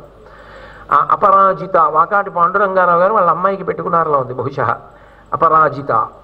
ఆ అపరాజిత సూక్తంలో చెప్తారు, ఆ తల్లి ఎన్ని రూపాలలో ఉంటుందంటే, ఆ తల్లే ఆకలి రూపంలో ఉంటుంది, ఆ తల్లి తేజస్సు రూపంలో ఉంటుంది, ఆ తల్లి శ్రద్ధా రూపంలో ఉంటుంది, ఆ తల్లి కాంతి రూపంలో ఉంటుంది, ఆ తల్లి ఆ లజ్జా రూపంలో ఉంటుంది, మాతృ రూపంలో ఉంటుంది. ఆమె ఎన్ని రూపాలుగానో మనలో ఉంటుంది. ఉదాహరణకి ఒక ఆయనకి శాస్త్రం మీద అపారమైన శ్రద్ధ అనుకోండి, ఆ శ్రద్ధా రూపంలో ఆయనలో ఉన్నది ఎవరో తెలుసా? కామాక్షియే, అమ్మవారే. యాదేవి సర్వభూతేషు శ్రద్ధారూపేణ సంస్థిత నమస్తస్యై నమస్తస్యై నమస్తస్యై నమో నమః. ఆయనలో ఉన్న శ్రద్ధ ఆయన ఆచరణ చేత తెలుస్తుంది తప్ప, శ్రద్ధ చూపించండి అంటే చూపించగలరా? ఆకలిని చూపించండి అంటే చూపించగలరా? అన్నం తిన్న తర్వాత పొందినటువంటి కాంతిని చూపించమంటే చూపించగలరా? తీసి నిద్రపోతారు కానీ నిద్రని చూపించమంటే చూపించగలరా? నిద్ర ఎలా ఉంటుందో తీసుకొచ్చి అక్కడ పెట్టి చూపించండి అంటే చూపించగలరా? నిద్రపోతున్న వాడిని చూపించగలరు, నిద్రని చూపించడం సాధ్యం అవుతుందా? ఆకలిని తీసుకొచ్చి ఒక వస్తువులో చూపించడం సాధ్యం అవుతుందా? సాధ్యం కాదు. ఇవన్నీ జగన్మాత యొక్క విభూతులే. 4 గింజలు తీసుకెళ్లి భూమిలో వేస్తే తెల్లవారేటప్పటికే ఆ భూమిలోంచి అంకురం వస్తోంది. ఎవరు అంకురం పుట్టేట్టు చేశారు? ఒక పని జరిగితే ఎవరో ఉన్నారు కదా. ఇక్కడ ప్రవచనం జరుగుతోంది అంటే చేస్తున్నవాడు ఒకడు ఉన్నాడు కదా. ఇక్కడ ఇవన్నీ సిద్ధం చేశారు అంటే చేసిన వాడు ఒకడు ఉన్నాడు కదా. ఇవన్నీ పెట్టకుండా తమంత తాముగా వచ్చి ఇక్కడ బల్లెక్కే సిద్ధంగా ఉండవుగా. ఎవరో ఈ బల్లేసి ఈ పరికరాలన్నీ పెట్టి అన్నీ సిద్ధంగా ఉంచారు కదా. మీ అందరూ ఇంతమంది వచ్చి కూర్చున్నారంటే మీరు కూర్చోడానికి వీలుగా కుర్చీలు వేసిన వాళ్ళు ఎవరో ఉన్నారు కదా. ఇన్ని దీపాలు వెలుగుతున్నాయంటే దీపాలు పెట్టిన వాళ్ళు ఎవరో ఉన్నారు కదా. ఒక కదలిక ఉన్నది అక్కడ, ఒక విషయము తెలుస్తోంది అంటే అది చేసిన వాడు ఒకడు ఉంటాడు కదా. సనాతన ధర్మము యొక్క గొప్పతనం ఏమిటంటే అది ఎవరో కాదు, పరమేశ్వరుడే. నమ్మి బ్రతకడం గొప్పతనం. అందుకే నమ్మకమే పరమాత్మ. కాబట్టి విశ్వాసము ఈశ్వరుడు. ఈ కంటికి కనపడని విభూతులు ఏవి ఉన్నాయో ప్రాణము ఊపిరి మీద ఆధారపడింది. ఊపిరియే ప్రాణము. ఆ ప్రాణమును నిలబెడుతున్నది ఎవరు? ఆ ప్రాణం ఏది అంటే ఎవరు చూపించగలరు? నీ మనసు ఏది అంటే ఎవరు చూపించగలరు? మనసు యొక్క కదలికలను ఎవరు చూపించగలరు? నిర్ణయం చేసే బుద్ధిని ఎవరు చూపించగలరు? చిత్తమును అహంకారమును ఎవరు చూపించగలరు? చూపించలేరు. కానీ ఇవన్నీ ఇచ్చి నడిపిస్తున్నది మాత్రం ఒకరున్నారు. ఎక్కడైనా కదలిక అని నేను వాడితే అది అమ్మవారు. శక్తి కదలికకు ప్రతీక. కాబట్టి పైకి కనపడే విభూతులు, కనపడని విభూతులు రెండిటికి ఇద్దరు లేరు అధినాయకులు. కనపడుతున్న విభూతికి కనపడని విభూతికి కూడా ఆమెయే కారణము. నేను మీకు బాగా చెప్పాలి అంటే కనపడుతున్న విభూతి యొక్క కీర్తి అంతా కనపడని విభూతి వలననే ఉంటుంది. ఒక ఆయన చాలా బాగా పాడారు. ఎంత బాగా పాడారండి అన్నారు. కానీ అంత బాగా ఆయన పాడాడు అంటే దాని వెనక ఉన్నటువంటి కారణాలు కొన్ని ఉన్నాయి. ఆయన ఆరోగ్యంగా ఉన్నారు. తల పగిలిపోతోంది అనుకోండి. ఆయనకి 104 జ్వరంతో ఉన్నాడు అనుకోండి. అలా పాడగలరా? పాడలేరు. ఆయనకి ఆకలేసింది. మధ్యాహ్నం భోజనం చేశారు. అది జీర్ణమైంది. ఆరోగ్యంగా ఉన్నారు, ప్రశాంతంగా ఉన్నారు, బాగా పాడగలిగారు. బాగా పాడడం అన్నది ఒకటే పైకి కనపడుతోంది. బాగా పాడడానికి కారణమైన వెనక ఉన్న పరిస్థితులు మీకు కనపడుతున్నాయా? ఆయన తిన్నది జీర్ణం అవ్వడం, ఆయన మనసు ప్రశాంతంగా ఉండడం, ఆయన ఆరోగ్యంగా ఉండడం, ఇవన్నీ కనపడతాయా? కనపడవు. అసలు లోపల విభూతులు అనేటటువంటివి లేవనుకోండి, బయట విభూతులు ఉండవు. నేను ఒక గింజ కనపడుతుంది, భూమిలో పెట్టడం కనపడుతుంది, నీళ్లు పొయ్యడం కనపడుతుంది. కానీ గింజలోంచి అంకురం పైకొస్తే కదా చెట్టు మొలకెత్తిందంటాం. అప్పుడు కదా మళ్ళీ బోల్డన్ని కాయలు వస్తాయి. అప్పుడే కదా పంట పండుతుంది. అదే వరి పొలంలో వేసి నాట్లు వేసి పెంచింది అనుకోండి, పంట పండాలంటే బోల్డన్ని మొక్కలు లేవాలా? గింజలోంచి అంకురం వచ్చింది అన్నది కంటికి కనపడుతోంది. గింజలోంచి అంకురం వచ్చేట్టు చేసిన వాళ్ళు కనబడతారా? అంకురం రావడం కనపడితే అంకురం రావడానికి కారణమైన వాళ్ళు కూడా ఎవరో ఉన్నారు. అంకురం నీకు కనపడింది, అంకురం రావడానికి కారణమైన వాడు భక్తుడికి కనపడుతున్నాడు. వేదాహమేతం పురుషం మహాంతం ఆదిత్యవర్ణం తపసస్తు పారే సర్వాణి రూపాణి విచిత్య ధీర నామాని కృత్వాభివదన్యదాస్తే. ఆవిడ ఇన్ని విభూతులను ఎందుకు నడపాలి? అసలు పైకి కనపడుతూ కొన్ని, కనపడక కొన్ని నిర్వహిస్తూ ఆవిడ ఇలా నడుపుతుంటే మనందరం సంతోషంగా, నా అంత వాడిని నేను గుండెల మీద చెయ్యేసుకుని ఒకడు, నా అంత గొప్పవాడిని నేను అనుకుంటూ ఒకడు, ఇదంతా నాది అంటూ ఒకడు తిరుగుతున్నాడు. అసలు ఇలా ఎందుకు చెయ్యాలి? ఆవిడ ఇంత మహోపకారాన్ని ఎందుకు చెయ్యాలి? నాబోటి కృతజ్ఞుడు ఉంటాడు. ఎప్పుడైనా ఆవిడ గురించి ఆలోచించానా? ఎప్పుడైనా ఆవిడకి నమస్కారం చేశానా? ఎప్పుడైనా ఆవిడ దర్శనానికి వెళ్ళానా? ఎప్పుడైనా ఆవిడని నోరారా ఓ స్తుతి చేశానా? నా అంత వాణ్ణి నేనంటాను తప్ప. అంటే దీని వలన 2 ప్రయోజనములను ఆవిష్కరిస్తున్నారు శంకరాచార్యుల వారు. ఏమిటి అంటే, ఒకటి వినయము. ఇది ప్రధానం. అన్నిటికీ కర్తవు నీవు కావు. అన్నీ నేనే అన్నది అహంకారం. నేనే చేస్తున్నానంటే గర్వం. కానీ నేను చేసేదాని వెనక ఇంకొకరున్నారు, వారి అనుగ్రహం వల్ల ఇది జరుగుతోందంటే వినయం వస్తుంది. అది ఉన్నదా లేదా పక్కన పెట్టు కాసేపు. నీకు నమ్మకం లేకపోతే పోన్లే వదిలేయి. కానీ వినయం రావడానికి అది కారణమవుతోందా? దాని వలన ఒక ప్రయోజనం ఉందా? వారు అలా అనుగ్రహించి ఉండకపోతే, ఆ పరదేవత అనుగ్రహించకపోతే అన్నం దొరుకుతుందా మనందరికీ? ఇన్ని అంకురములు ఆవిడ ఇవ్వకపోతే ఈసారి నుంచి ధాన్యం నేలలో వేస్తే మొలకలెత్తావు అందనుకోండి ఆవిడ. పంట పండుతుందా? కానీ ఆవిడ అంటలేదుగా. ఆవిడ అలా పంటని ఇస్తూనే ఉందిగా. అంకురములోంచి వస్తోంది అంటే చేసిన పని వెనక ఎవరో ఉన్నారు. ఆవిడ పరదేవత, కదలికలు ఆవిడవి. నమ్మి నమస్కరించడంలో ఒక వినయం ఉంటుంది. 2, మనస్సు శాంతితో పాటు సమాజ భద్రత ఉంటుంది. ఆ ఇస్తున్న తల్లికి నేను బిడ్డనే, మీరు బిడ్డలే, మీరు బిడ్డలే, మీరు బిడ్డలే, అందరం బిడ్డలమే. అప్పుడు మనందరం ఏమవుతాం? అన్నదమ్ములు, అక్క చెల్లెళ్ళం అవుతాం. అయినప్పుడు మీ నోటి ముందరది నేను లాక్కుంటానా, నా నోటి ముందరది మీరు లాక్కుంటారా? నా కష్టానికి మీరు తోడు, మీ కష్టానికి నేను తోడు, చెయ్యి చెయ్యి పట్టుకు నడుస్తాం. ఆ సామాజిక ప్రయోజనం ఉన్నదా లేదా? ఎవరు చెప్పారు శంకరాచార్యులు వారి స్తోత్రాల్లో భక్తి తప్ప సామాజిక ప్రయోజనం లేదని? కాబట్టి అందుకు ప్రతిపాదన చేస్తున్నారు. దృశ్యాదృశ్య విభూతి వాహనకరీ బ్రహ్మాండ భాండోదరి. ఎందుకు చేస్తావు ఇవన్నీ? ఎందుకు ఇన్ని ఉపకారాలు నువ్వు చెయ్యాలి? అసలు శరీరం ఇవ్వడం దగ్గర నుంచి శుక్రశోణితములు ఏకమైతే పిండం కలగడమా? ఎవరు చేశారండి? నేను మొన్ననే ఎక్కడో చదివా, ఒక్క కన్ను తయారు చెయ్యాలి అంటేట ఒక కన్ను గుడ్డు, పరమేశ్వర నిర్మాణం చేసిన కనుగుడ్డు లాంటి వ్యవస్థ తయారు చేయడానికి కొన్ని కోట్ల రూపాయలు అవుతుంది అని చదివా నేను ఎక్కడో. కొన్ని కోట్లు అవుతుందట నిజంగా ఒక కనుగుడ్డును అలా తయారు చేయాలంటే. ఆ తల్లి ఎంత ఉదారంగా ఇచ్చింది కనుగుడ్లు. ఒక్క మూత్రపిండం, గుండె కొద్దిగా కొట్టుకోవడం కాస్త తేడా వస్తే, 1 సెంటీమీటర్ గుండె పెద్దదైతే ఎంత ఉపద్రవం. కానీ నిరంతరం అలా కొట్టుకునేట్టు చేస్తోంది, తిన్నది జీర్ణం చేస్తోంది, శక్తినిస్తోంది, సంతోషంగా ఉంచుతోంది, చదివింది గుర్తుపెట్టుకొని ఇస్తోంది, మాట్లాడడానికి అవకాశం ఇచ్చింది, కాళ్ళు ఇచ్చింది, చేతులు ఇచ్చింది, మూత్రపిండాలు ఇచ్చింది, గుండె ఇచ్చింది, ఊపిరితిత్తులు ఇచ్చింది. ఉన్నది అంటే వెనకాతలు ఎవరో ఉన్నాడని నేను చెప్పానా? ఎక్కడో మా అమ్మ కడుపులో రేగు గింజంత ప్రారంభమైందా? అది ఆ తర్వాత ఇవాళకి 6 అడుగుల శరీరమా?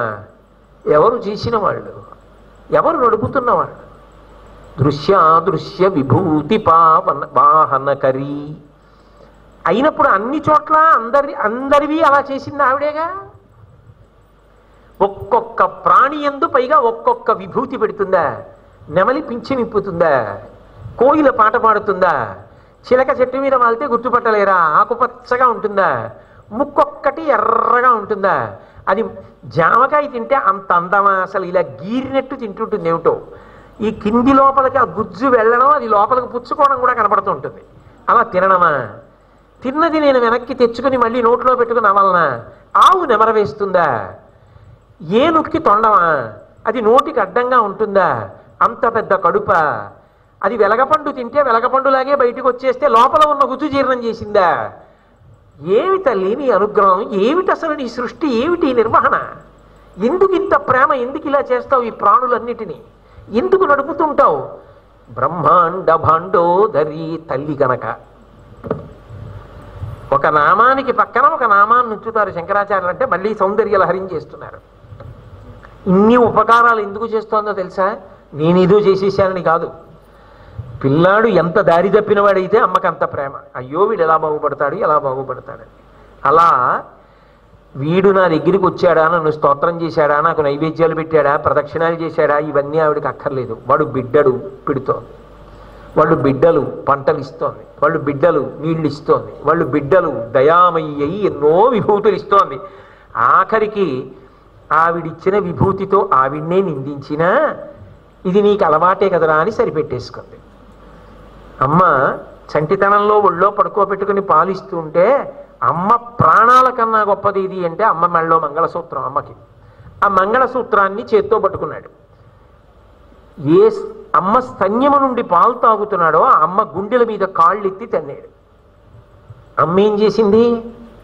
ఆ కడుపులోంచి కదా వచ్చాడు, ఆ కడుపులో కదా పెట్టుకుని ప్రాణం పోసింది. అందుకు నేను చేయదు, ఏమీ చేయకుండా పూల పొట్లంలా ఉండి ఆ వేళ్ళు ఇలా కొద్దిగా వంగి చిన్ని చిన్ని గోళ్లతో ఎర్ర తిత్తుల్లా ఉంటాయి. ఆ కాలు పట్టుకుని అరికాల్లో ముద్దు పెట్టుకుంది, ఆ పాదాన్ని ముద్దు పెట్టుకుంది, ఇలా బుగ్గల మీద పెట్టుకుని మురిసిపోయింది. మంగళసూత్రాన్ని పట్టుకుంటే ఎంతో ఒడుపుగా ఆ పెసరకాయల్లాంటి వేళ్లు విడిపించుకొని వాడికి అందకుండా రవికలో వేసుకుంది. అంతేగాని ఆ వేళ్లు వెనక్కి విరిచిందా, కాలు మీద దెబ్బ కొట్టిందా? దోషం చేసినా క్షమించడం ఆవిడ ప్రేమ. ఎందుకంటే ఆ కడుపులోంచి వచ్చాడని సహించేస్తుంది, ఆ కడుపులోంచి వచ్చాడని జీవిత పర్యంతం పోషిస్తుంది. తను తినకపోయినా బిడ్డలకు పెడుతుంది తప్ప తాను తినాలని కోరుకోదు. వాళ్ళు తింటే నా కడుపు నిండిపోయిందంట. ఒరే మీరు తిన్నారు కదరా, నా కడుపు నిండిపోయిందిరా అంట. తను వండింది అలాగే ఉంది, తినలేదు పిల్లలు. ఎన్ని మాటలు అడుగుతుందో, ఎరా బాగులేదా? అప్పుడు తను తింటుంది. విచిత్రం ఏంటో తెలుసా, వాడు రెండో మాట వేసుకోలేదనుకోండి, తను పులుసు వాడికి చాలా ఇష్టం, పప్పు పులుసు పెట్టారనుకోండి, వాడు 3 మాటలు వేసుకు తింటాడు. వాడు ఆ వేళ కొద్దిగానే తిన్నాడు. ఏనాన్నా బాగులేదా, బాగులేదా, ఏ సువాసన రాలేదేంట్రా, 1000 అబ్బా బాగానే ఉందమ్మా, ఇవాళ ఏదో మాట తిన్నాను, కడుపు నిండిగా అనిపిస్తోంది, ఏం ఒంట్లో బాగులేదా, ఇన్ని అడుగుతుందో. తర్వాత తను తినేటప్పుడు ముందో పప్పో కూరో తిందో, ఒక గరిటెడు పులుసు వేసుకుని తిని, ఏరా చెప్పవే ఇవాళ పప్పులో సరైన వాసన రాలేదురా, కొంచెం కాటు వాసన వచ్చింది, ఆ సమయానికే ఎవరో వచ్చారో ఆ తలుపు తీయడానికి వెళ్ళాను, మాట్లాడి వచ్చేటప్పటికే కాటు వాసన, నాన్న మళ్ళీ రేపు నీకు బాగా పెడతానే అంటే తను తప్పు చేశానన్నంత బాధపడిపోతుంది. అవతల వాడు తినలేదని కొట్టుకుపోతుంది. వాడు అంతా తినేస్తే ఆఖరిని ఇంకా గరిటెడు కూడా లేదు, జురుగు తినేశాడు. ఆ తర్వాత చూసి అమ్మ నీకు పులుసు లేదా అన్నాడు. నా కడుపు నిండిపోయిందిరా నాన్న, నువ్వు తింటే నిండిపోయింది అంటాడు. అమ్మా నువ్వు అన్నపూర్ణవమ్మా, మాకు పెట్టేసి తృప్తి పడిపోతావు, మేము నీకు పెట్టామా పెట్టలేదా నీకు అక్కర్లేదమ్మా. ఎందుకని? మమ్మల్ని అందరినీ కన్న తల్లివి, బ్రహ్మాండ భాండోదరి, సమస్త బ్రహ్మాండములు నీ కడుపులో ఉన్నాయి. మా అమ్మ కడుపులో నేనున్నా, నీ కడుపులో బ్రహ్మాండములే ఉన్నాయి. కాబట్టి నువ్వెవరు? అఖిలాండ కోటి బ్రహ్మాండ నాయకి జగజ్జనని, అటువంటి తల్లివి. నిన్ను స్తోత్రం చేయడానికి నా వాక్కులు సరిపోతాయా? నిన్ను స్తోత్రం చెయ్యడానికి నాకున్న శక్తి సరిపోతుందా? సరిపోదమ్మా. కానీ నీ ప్రేమని ఆవిష్కరించడానికి మాట్లాడకుండా ఉండలేక మాట్లాడుతున్నా. అంటే శంకరాచార్యుల వారి కళ్ళల్లోంచి ఆనంద భాష్పాలు పడుతుండగా కాశీలో అన్నపూర్ణమ్మ ముందు చెప్పుకున్నటువంటి స్తోత్రం, అటువంటి స్తోత్రం శారదానవరాత్రుల ముందు చెప్పుకోవడం, అది చదువుకోవడం, ఒక్కసారి ఆ అమ్మ యొక్క అనుగ్రహాన్ని మనసులో భావన చెయ్యడం, కృతజ్ఞతాభావాన్ని పొందడానికి, కృతజ్ఞుడైన మనిషి కన్నా గొప్పవాడు లోకంలో ఇంకొకడు లేడు. ఉపకారం పొంది కృతజ్ఞతని చూపించాడు అనుకోండి, ఉపకారం చేసిన వాడిని మరిచిపోయాడు అనుకోండి, అది మహాదోషం. బ్రహ్మగ్నేచ సురాపేచ చౌరే భగ్నం వ్రతే తథా నిష్కృతిర్విహితా సిద్భి కృతజ్ఞో నాస్తి నిష్కృతి. ఉపకారం పొంది మరిచిపోయిన వాడు కృతజ్ఞుడు, ఉపకారాన్ని స్మరించిన వాడు కృతజ్ఞుడు. అది మనిషికి ఉండవలసిన లక్ష్యం. మనిషి మనిషిగా బ్రతకడానికి కావలసిన సంస్కారాన్ని స్తుతిపాఠ రూపంలో మనకు అందిస్తున్న శంకర భగవత్పాదుల పాదార విందములకు వేరొకసారి సాంజలిబంధకంగా ప్రణవిల్లుతూ మళ్ళీ రేపు సాయంకాలం 6:30 కలుసుకున్నప్పుడు జగదంబ నా చేత పలికించినంత మేర పలుకుతాను. మంగళాశాసన పరై మదాచార్య పురోగమై సర్వైశ్చ పూర్వైరాచార్యై సత్కృతాయాస్తు మంగళం. మంగళం కోసలేంద్రాయ మహనీయ గుణాత్మనే చక్రవర్తి తనూజాయ సర్వభౌమాయ మంగళం. ఉమాకాంతాయ కాంతాయ కామితార్థప్రదాయినే శ్రీగిరీశాయ దేవాయ మలినాథాయ మంగళం. సర్వం శ్రీ ఉమామహేశ్వర పరబ్రహ్మార్పణమస్తు. స్వస్తి.